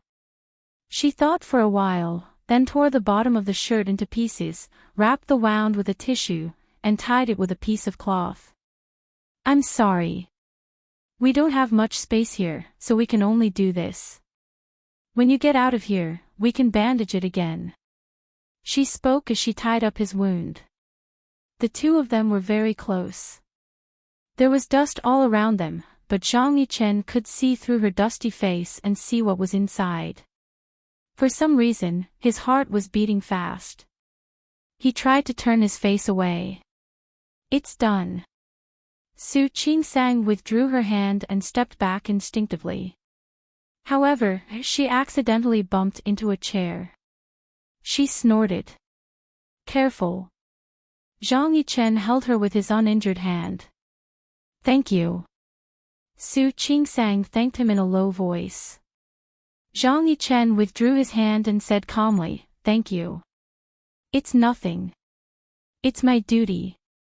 Su Qingsang actually wanted to thank him. If he hadn't been there to block most of the falling cement blocks with the door, she would have been crushed to death. The space was small, so Su Qingsang and Zhang Yichen didn't have much space to move around. Such a scene undoubtedly made her uncomfortable. She couldn't help but take out her phone and try calling Hu Jinniao again. This time, there was no signal. Su Qingsang was frustrated that she couldn't get through. She realized that it might not be suitable for her to go out for an exchange next time. She had only gone out twice in total.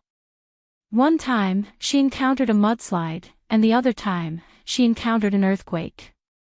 What kind of disaster physique was this? During an earthquake, the Earth's crust will move violently and the magnetic field will be chaotic, which will affect the phone signal. Zhang Yichen's voice brought her back to reality. She lowered her head and realized that she had been calling Hu Jinniao. She shook her head and put her phone back into her bag. "Forget it. I'll just use it as a light. You can use mine when your phone runs out of battery." Zhang Yichen didn't object. It was so quiet that Su Qingsang couldn't hear a single sound. She thought of the shop assistant who gave her the clothes when she came in to try on the clothes. Right. There seems to be a shop assistant outside. Did you see her when you came in? Actually, there were two of them. The other shop assistant had gone to get the clothes that she had her eyes on, so there was only one shop assistant left. I saw her. Zhang Yichen's voice was very soft. He glanced at Su Qingsang, and the look in his eyes made Su Qingsang's heart skip a beat. When I came to find you just now, she was already not breathing. She must have been hit by something. The earthquake came too suddenly. They didn't even have time to react. Su Qingsang bit her lip. She didn't know what to say at this moment. Life was so fragile. She had seen so many births and deaths, but she still couldn't help but feel sad. The shop assistant had just been happily recommending the new summer clothes to her. She had been talking to her, but now she had stopped breathing. She was not far from her. Su Qingsang's eyes were a little red. She blinked and tried to suppress the emotion. The light in the small space was dim, but Zhang Yichen didn't miss the look on her face. He tightened his grip on her hand, then loosened it and turned his face away, as if nothing had happened. Su Qingsang didn't have much time to feel sad. She quickly began to think about the problem in front of her. Will we stay here for a long time? Not necessarily. Zhang Yichen glanced in the direction of the fitting room's door. It had been shaking so violently just now. He didn't know what the situation outside was like. The door was blocked, and there were gravel outside. He could try to move the gravel away, but if there was an aftershock, it would be very dangerous to dig from the inside to the outside. Can we only wait for someone to come and save us? Zhang Yichen glanced at her and put the phone in her hand. He turned around and wanted to try to move the stones. However, as soon as he moved, he could feel dust and debris falling from the top of his head. Stop. Stop. Su Qingsang was frightened. She quickly stopped him and said, "We should wait for someone to come and save us." Zhang Yichen glanced at her. This was indeed the only way. He put the door above the two of them again. At this moment, he was even glad that the door of the fitting room was made of wood, and the quality was good.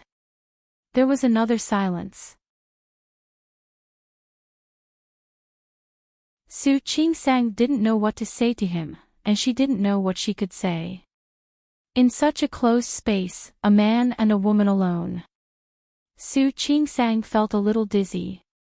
It would be great if the person trapped with her was Hu Jinyao. Thinking of this, Su Qingsang suddenly shook off the idea. She didn't want Hu Jinyao to be trapped here as well. Thinking of Hu Jinyao, Su Qingsang's heart skipped a beat. She didn't know when those people would come to save her, nor did she know when she would be able to get out. If she died here, she would never see Hu Jinyao again. Thinking of this, Su Qingsang suddenly couldn't sit still. She hadn't formally confessed to Hu Jinyao. She hadn't told Hu Jinyao. This year of marriage had made her fall in love with him. He was no longer the man she had randomly kidnapped to marry. Everything about him made her fascinated, and even loved him to the core. However, she hadn't let Hu Jinyao know yet. Most importantly, she hadn't given birth to Hu Jinyao's child yet. If she really died here, then this matter would become her greatest regret. Thinking of this, Su Qingsang took out her phone again. She tried to call Hu Jinyao again, but she still couldn't get through. She sent a message instead. Zhang Yichen watched her movements. He sat across from her and couldn't see what she was sending, but he knew that it was for Hu Jinyao.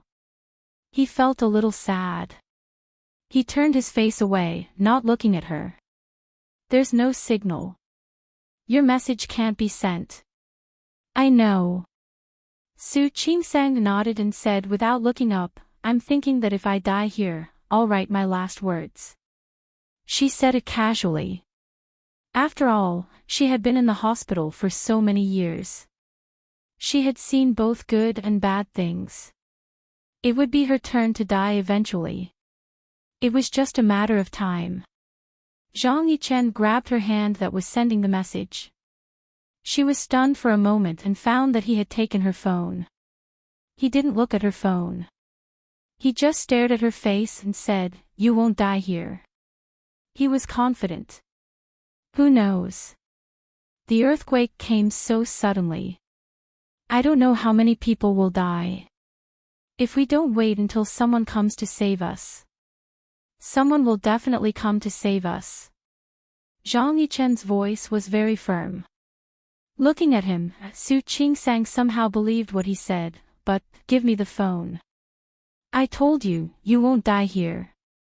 Someone will definitely come to save us. I believe you. Su Qingsang nodded. I believe that I won't die here. But I want to leave a message for Hu Jinniao. Zhang Yichen understood what she meant. He reached out his hand again and returned the phone to her. Su Qingsang took the phone and said casually, "People. They will die sooner or later.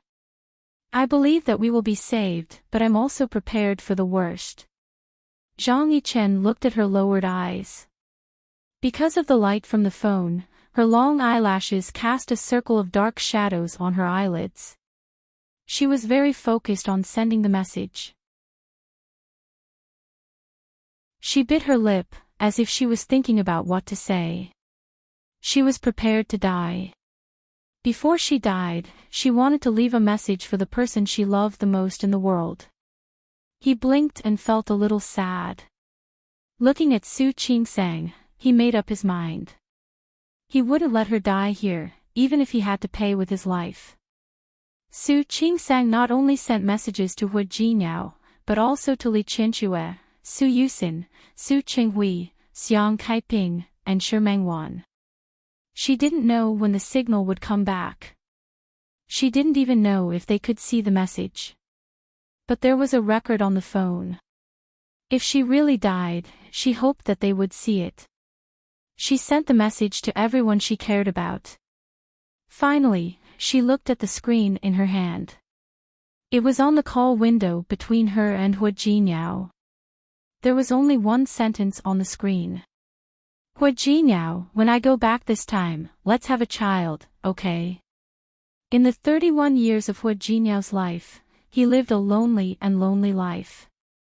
He was hated by his birth mother and ignored by his father. Although old Master Hu cared about him, it couldn't replace the love of his parents. If he had a child, then even if she was gone, he believed that the child could be with him. Su Qingsang clenched the phone and sent the last 6 words. Hu Jinniao, I love you. Looking at the message waiting to be sent, she calmly put the phone back into her bag. When she looked up, she found that Zhang Yichen was still staring at her. She cleared her throat uncomfortably. Don't you have anyone you want to talk to? For example, a girlfriend or family? Zhang Yichen looked at her without saying anything. He did. How could he not? He had lived for more than 30 years, but the first time he fell in love with a married woman. And she was the wife of his nephew.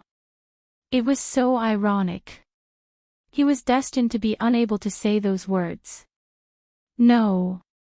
Why not? Didn't he have anything to say to his parents and family? Zhang Yichen looked at an unknown spot behind Su Qingsang. His voice was very low. From the day I put on the uniform, I was prepared to sacrifice.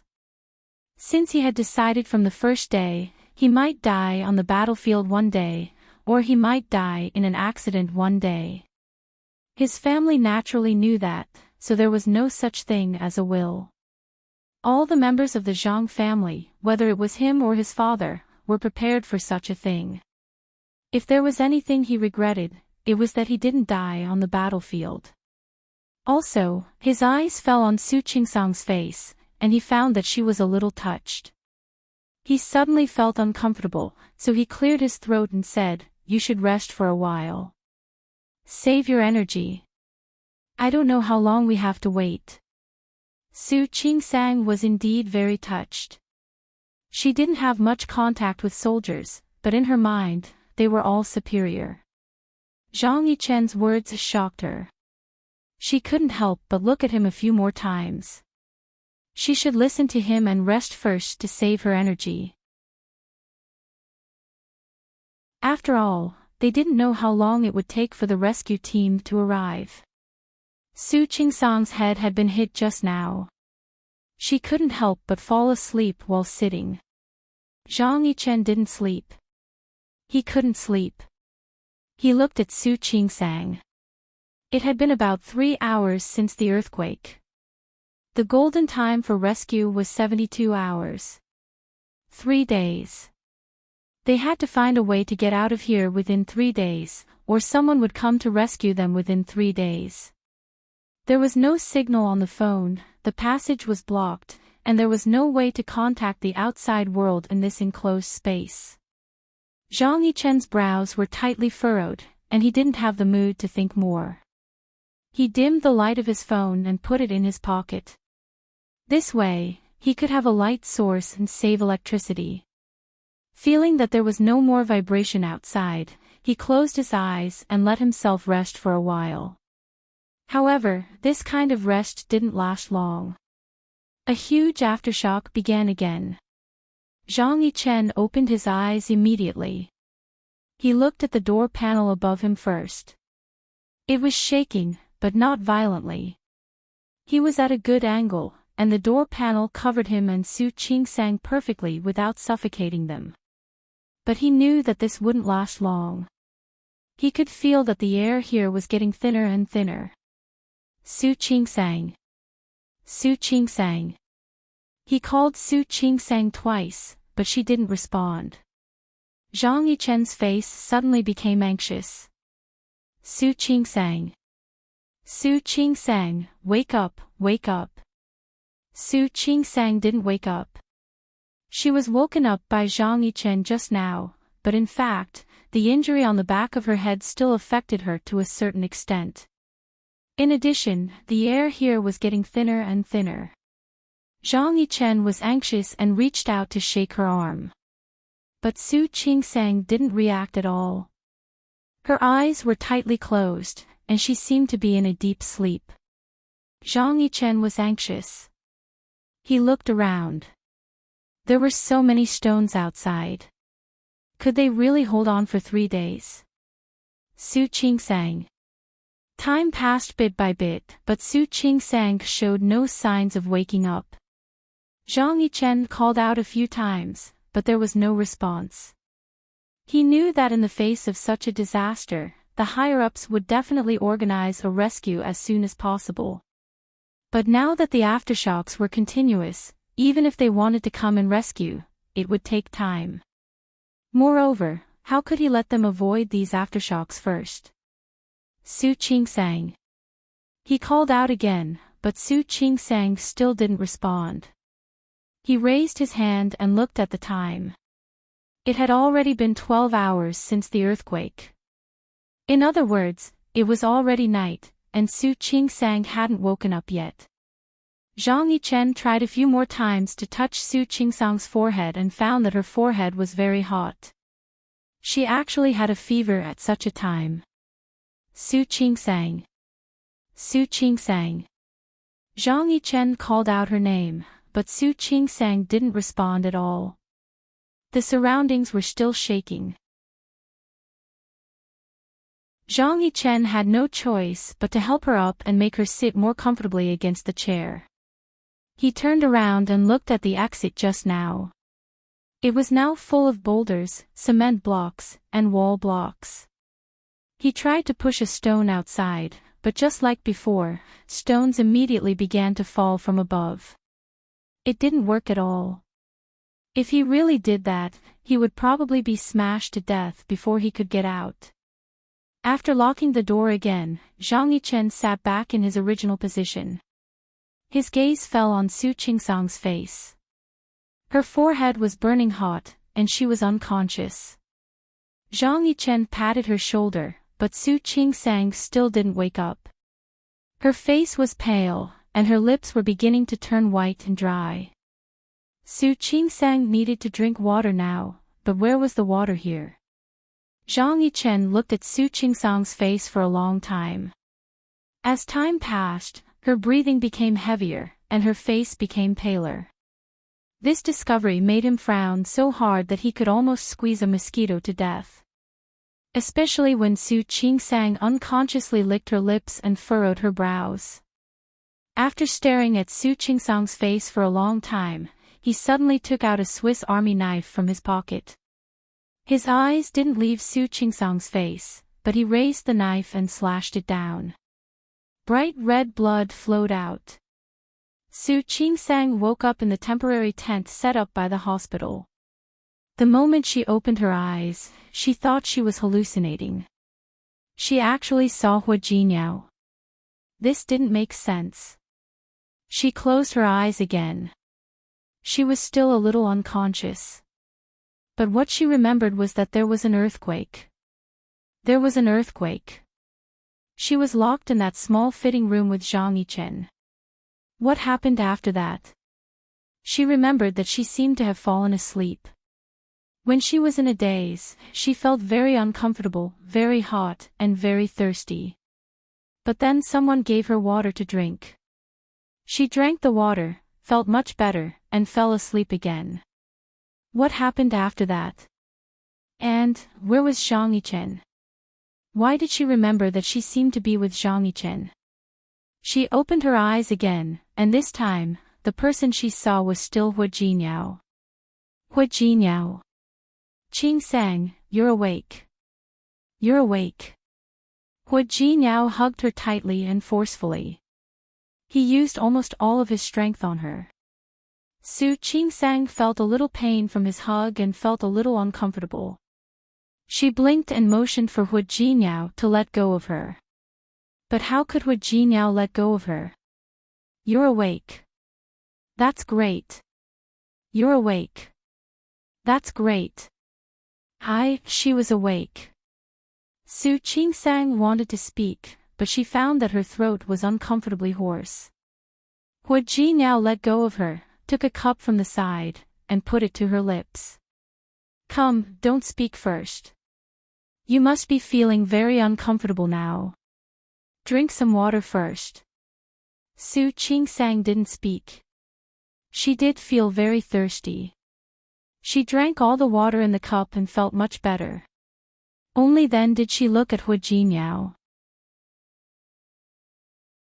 At first glance, she realized that Hu Jinniao didn't look good. His eyes were bloodshot, and his face didn't look good. His chin and cheeks were covered with bruises, and he looked dispirited. You. Su Qingsang raised her hand to touch Hu Jinniao's face. How did you become like this? Did I become ugly? Yes. I'm so ugly. Su Qingsang nodded, but there was no disgust in her eyes. Instead, there was a hint of heartache. Hu Jinniao smiled. He held Su Qingsang's hand and kissed it. Yes, I'm so ugly now. Do you dislike me? No. Su Qingsang shook her head. You're the most handsome in my heart. Really? Of course it's true. Su Qingsang nodded, but found that this movement made her a little dizzy. Don't talk. Have a good rest first. Hu Jinniao supported her and let her continue to lie down. Su Qingsang was about to lie down, but she didn't forget to ask him, by the way, why are you here? How long has it been? How's it outside? And, don't talk. Rest. I'll tell you what you want to know slowly.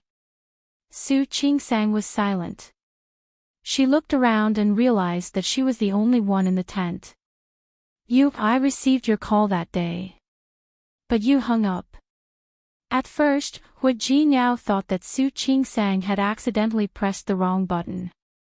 However, he had a feeling of unease before. He immediately called Su Qingsang back. However, Su Qingsang didn't pick up the phone. Not only did she not pick up the phone, but she also couldn't get through to him. He became more and more worried. Before he could continue calling back, Yang Wencheng brought him a piece of bad news that shocked him. There was an earthquake in Sea City. He was completely dumbfounded. He originally thought that something might have happened to Su Qingsang, but he didn't expect it to be an earthquake. He couldn't care less about anything else. He kept trying to contact her, but it was useless. Hua Jinyao knew that there was an earthquake here, so how could he sit still? He wanted to rush to Sea City, but no one was allowed to come. Other than the rescue, there were also volunteers. If anyone else came, they would only cause trouble. Hua Jinyao wasn't here to cause trouble. He was here to find someone. He immediately donated a large sum of supplies to the disaster area. Then, he used this sum of supplies to come to Sea City. After he arrived, he began to ask the relevant rescue personnel to look for Su Qingsang. The hospital where Su Qingsang was at was the largest hospital in Sea City. It should be easy to find her. It wasn't easy for him to contact the hospital on Sunhuia. However, she told him that Su Qingsang had left early in the morning and she didn't know where she was now. When the earthquake happened, the doctor who came with Sunhuia was in the clinic. Her clinic was on the first floor, so when the earthquake happened, she immediately ran out.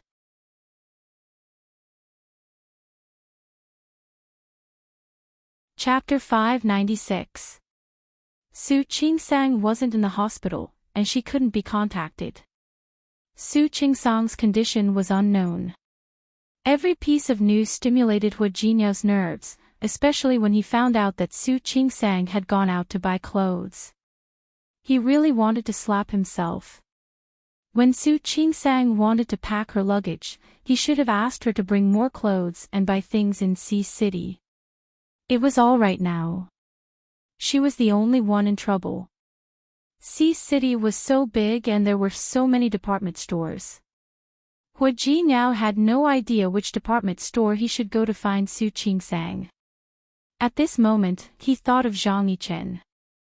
He knew that Zhang Yichen's unit was here. It would be much easier for him to find Zhang Yichen than to find Zhang Yichen himself. However, when he contacted Zhang Yichen's unit, he found out that Zhang Yichen was not in the unit. Not only was he not in the unit, but he seemed to have experienced an earthquake as well. Hua Jinyao had a bad feeling. That kind of premonition came from the fact that both Zhang Yichen and Su Qingsang had encountered an earthquake at the same time. They lost contact with Su Qingsang for 2 days and 2 nights. From the moment Hua Jinyao received the news to the moment he lost contact with Su Qingsang for 2 days, Hua Jinyao felt as if his heart was being grasped by someone. He couldn't calm down at all. Whenever he thought that something might happen to Su Qingsang, he couldn't stay calm. He had no choice but to look for his great-aunt, Hua Yangxiu. Hua Yangxiu was also anxious, because Zhang Yichen was also in trouble. Who was Zhang Yichen? He was the youngest son of the district commander, and was already a senior colonel. The last thing Hua Yangxiu heard was that Zhang Yichen was trapped in Chunhui department store. There were 3 Chunhui department stores in Sea City. She wondered which one Zhang Yichen would end up in. There was no signal on the phone. When the signal was restored, they began to locate Zhang Yichen. Hua Jinyao's heart skipped a beat when he found out that Zhang Yichen was in the department store. He trusted Zhang Yichen and Su Qingsang. He believed that it was impossible for the two of them to have any interaction. That was until he got the exact news that Zhang Yichen was buried in a department store. He rushed over immediately. He didn't know why he had to go there. He believed that Zhang Yichen couldn't be with Su Qingsang. However, when he finally found Zhang Yichen, Hua Jinyao felt lucky. She was glad that Zhang Yichen was with Su Qingsang at that time. For the rest of his life, he would never forget what he had seen, that scene, and, Jinyao. Su Qingsang glanced at Hu Jinyao, wondering why he was daydreaming again. Hu Jinyao stopped thinking and looked into Su Qingsang's eyes. The corners of his mouth twitched. What happened? Now that Su Qingsang had woken up, she naturally remembered something. I remember that I was with Uncle. How is he? Su Qingsang was very grateful to Zhang Yichen. If he hadn't arrived in time and shielded her with the door, she would have been crushed to death. It was a fact that Zhang Yichen had saved her life. He's fine. Hu Jinyao looked at Su Qingsang's face and asked the question. Why are you with Uncle? Su Qingsang had just woken up when she was hit on the back of her head. At that time, she thought she was fine, but in fact, she was. She wasn't in good spirits at the moment, so she didn't notice the slight jealousy in Hu Jinyao's words. I was going to buy some clothes. Uncle happened to come to the hospital to see a pregnant woman. He said that he was familiar with Sea City, so he gave me a ride. Hu Jinyao didn't say anything. He just held Su Qingsang's hand and said, Uncle came to the hospital to see a pregnant woman. Su Qingsang nodded. Thinking of Qin Yi, she suddenly sat up again. How are Director's son and the others? Are they okay? And Qin Yi. And, all right. Don't worry about others for now. Hu Jinyao held her hand and pressed her back. You're very weak now. What you need to do is to rest well. Are they all okay? All?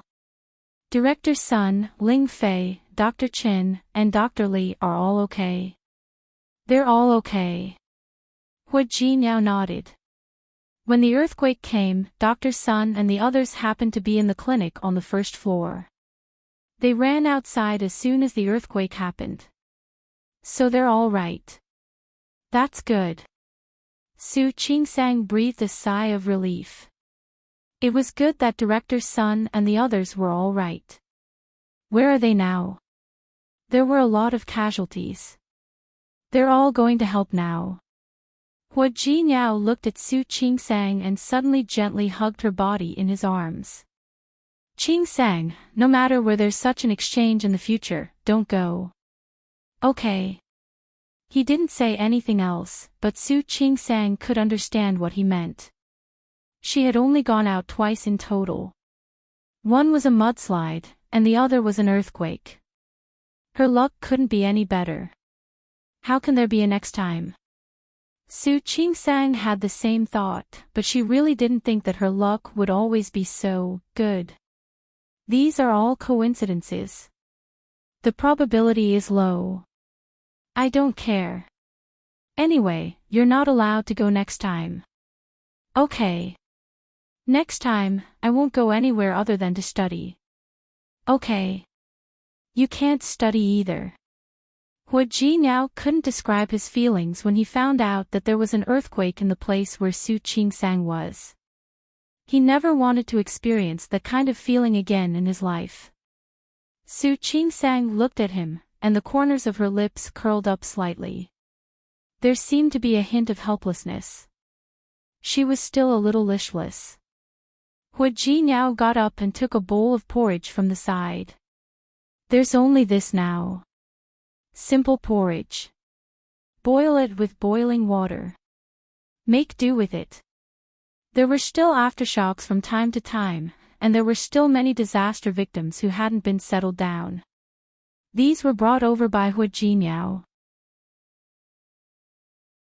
The porridge could be drunk with boiling water, but the taste couldn't be compared to the porridge at home. Why would I care about these things now? It's good enough that I have something to eat. She was indeed hungry. She watched as Hu Jinyao brought the porridge over.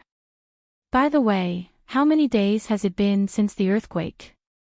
Today is the 3rd day. The 4th day. Su Qingsang blinked. Then, how many days was I trapped in there? Why don't I remember? 2 days. Hu Jinyao really felt a lingering fear when he said this. You were trapped for 2 days. After you were rescued and confirmed that your life was not in danger, you were placed here. After you were rescued, you slept for an entire day. Su Qingsang nodded. She wanted to ask more, but Hu Jinyao had already started feeding her porridge. She could only eat first. The porridge didn't taste good, but at this time, under such conditions, Su Qingsang couldn't be picky. After finishing a bowl of porridge, Hu Jinyao put the bowl aside. Is there anything else you want to eat? I'll ask Yang Wenchang to try his best to send it over. The first batch of supplies were instant noodles, bread, biscuits, and so on. It would take some time for a hot meal to be eaten. It's okay. I understand. Su Qingsang waved her hand. She listened for a while. From time to time, she could hear the sound of sirens and people coming and going outside. Where are we now? The empty space outside the hospital. They're all temporary tents. How's the hospital? Can't they be used? Of course not. The aftershocks are still there. It's too dangerous to stay inside. Su Qingsang pursed her lips. Are the casualties very high? Yes. Hu Jinyao nodded. The statistics showed that there were already hundreds of people. There were still those who were missing or not found. Su Qingsang was in a bad mood, and Hu Jinyao didn't know what to say. In the face of such a disaster, human strength was too small. Hu Jinyao, I feel terrible. For those who left, those who were missing, and those who were injured. I know. Hu Jinyao wasn't in a good mood either. He was born into a good family. Other than the kidnapping when he was young, which caused him to suffer all kinds of torture. It was also the first time he had seen such a tragic situation. I've already asked someone to send another batch of supplies over. However, we can't help with the rescue for the time being. They're more professional than us. Don't think too much. Rest well. Your body is still very weak. Su Qingsang looked at him and nodded heavily. The wind and rain were raging outside, but inside the small tent, it formed a small world of its own. Su Qingsang leaned her face against Hu Jinyao's chest. Her eyes were a little moist. She had survived.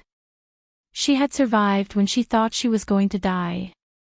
However, there were some people who weren't as lucky as she was. Hu Jinyao. Yes. I sent you a message. Did you see it? No. But I found your phone. It's over there, but it's out of battery. What message did you send? Hu Jinyao. Let's go back and have a child. Hu Jinyao was stunned for a moment. He lowered his head to look at Su Qingsang, and she happened to look up at him. Her eyes were glistening with tears. There seemed to be a lot to say. Didn't you say we'll talk about it later? But, I don't want to be late. Su Qingsang bit her lip. I almost died this time. When I was about to die, I was thinking that I hadn't given you a child yet. She wrapped her arms around his waist and rubbed her little face against his chest. At that time, I really regretted it, and I really regretted it. If I had a child, then if I was gone, that, she couldn't finish her sentence because Hu Jinyao covered her lips. That day won't come. Looking into Su Qingsang's eyes, he leaned over and kissed her on the eyelid. Qingsang, that day won't come. I won't let you leave me. But, no buts. Hu Jinyao's voice was firm. You are you, and the child is the child. No one can replace you. Even if you give birth to a child for me. I don't need anyone else. I only need you. Su Qingsang's eyes turned red again. She blinked her eyes and resisted the urge to cry. After being married to Hu Jinyao for a year, these were the most touching words she had ever heard from him. But, I want a child. A child that belongs to me and you. We'll have children. Hua Jinyao pressed his forehead against hers. Don't think too much. When your body recovers, when we return to Rome City, we'll have as many as you want. We'll have as many as you want. Okay. He didn't object. Su Qingsang wanted to cry again. She nodded and said in a trembling voice, let's have two, okay? One boy and one girl. Okay. It's best to have a boy first, and then a girl. That way, the older brother can protect the younger sister. Okay. I'll listen to you. Hua Jinyao wrapped his arms around her waist. Su Qingsang looked at him and said softly, it's not bad to have twins. Yes. We'll solve it at once, right? Yes. Su Qingsang smiled with tears in her eyes. When the time comes, we'll each hold one and go out together. We'll take them to see the fallen leaves in autumn, and we'll take them to see the cherry blossoms in spring. Okay. Hua Jinyao didn't object. He agreed to everything. Su Qingsang glanced at him. She knew that Hua Jinyao would definitely be a good father. The two of them talked for a while. Su Qingsang yawned as if she wanted to sleep again. Hua Jinyao knew that she was still very weak, so he let go of her and helped her lie down carefully. You should rest first. If there's anything else, we'll talk about it when you wake up. Su Qingsang nodded and lay down again. Just as she was about to fall asleep, she suddenly thought of something. By the way, is Uncle really okay? Hua Jinyao didn't answer her question. He shook his head and said, he's fine. You really care about him. This time, Su Qingsang heard the jealousy in his words. She couldn't help but laugh and reached out to hold his hand. He saved my life. If it weren't for him, I would have died. You? Hua Jinyao wanted to ask her if she remembered. But Su Qingsang was indeed sleepy again. She had a head injury and was still on an intravenous drip. All these things made her feel sleepy easily. Uncle is really a good person. Her eyes had already begun to close. Then, her voice became even softer. When the earthquake happened, he came to me. He saved me. Jinyao, I want to thank him. She didn't say anything else. She had already fallen asleep. Hua Jinyao stared at her face, not sure how much she could remember. He waited until Su Qingsang was completely asleep. He tucked her in and turned to go to a tent not far away. When he entered the tent, Hui Yangxiu was guarding Zhang Yichen. Seeing Hua Jinyao come, she stood up. Jinyao, is Qingsang okay? She's awake. She's fine now. Su Qingsang was hit in the head by a stone and had a slight concussion. In addition, being buried in the ruins caused a certain degree of lack of oxygen. It was indeed a little dangerous before. But the doctor said that as long as she woke up, she would be fine. Now that she was awake, she should be fine. It's good that she's fine. It's good that she's fine. Hui Yangxiu was relieved. When she turned to look at Zhang Yichen, who was lying on the bed, her expression turned into worry. I just don't know when Yichen will wake up. Uncle will be fine. Hua Jinyao glanced at Zhang Yichen. His face was very pale. He was lying there motionless. When Zhang Yichen was rescued, Hui Yangxiu wasn't there, so she could face him so calmly now. If Hui Yangxiu had seen that at that time, Hua Jinyao really couldn't guarantee that Hui Yangxiu would still be able to talk to him calmly like she was now. Zhang Yichen could have been fine. Why didn't he wake up now? One reason was that his internal organs were injured, and the other was that he had lost too much blood. Hua Jinyao couldn't forget the scene when the ruins were dug open and he saw Zhang Yichen and Su Qingsang. After Su Qingsang passed out, she had a fever and was dehydrated. Zhang Yichen had no choice but to cut his wrist and let Su Qingsang drink his blood. Su Qingsang was unconscious, so she didn't know about this. Then there was an aftershock. In order not to let her be hit, Zhang Yichen had been protecting her from above, but he didn't expect the wall to collapse because of the aftershock. Although there was a door to block it, the small door could no longer block the two of them. In order not to let Su Qingsang be hit, Zhang Yichen held the door and blocked most of the pressure. His back was hit, and because he had fed Su Qingsang his blood, she survived. When he was rescued, he was already unconscious because of excessive blood loss and the injury on his back. Even so, he still pressed his back against the door tightly, and his uninjured hand was still on the chair behind Su Qingsang. He formed a space in front of him and used this space to protect Su Qingsang. Hua Jinyao couldn't describe how shocked he was at that time. He knew that Zhang Yichen liked Su Qingsang, but he didn't expect Zhang Yichen to do this for Su Qingsang. He couldn't even be jealous of that scene. He only felt lucky and grateful. If it weren't for Zhang Yichen, Su Qingsang might have died. Hua Jinyao blamed himself. He blamed himself for not being by Su Qingsang's side, for not protecting her, and for not being by her side immediately. Instead, it was another man who was with her. He was indeed a little jealous and envious. But more than that, he felt lucky and grateful. If it weren't for Zhang Yichen, he would have lost Su Qingsang. He couldn't imagine what that scene would be like. "Grand Aunt, I'll take care of Uncle for a while. You go and rest first." "No need."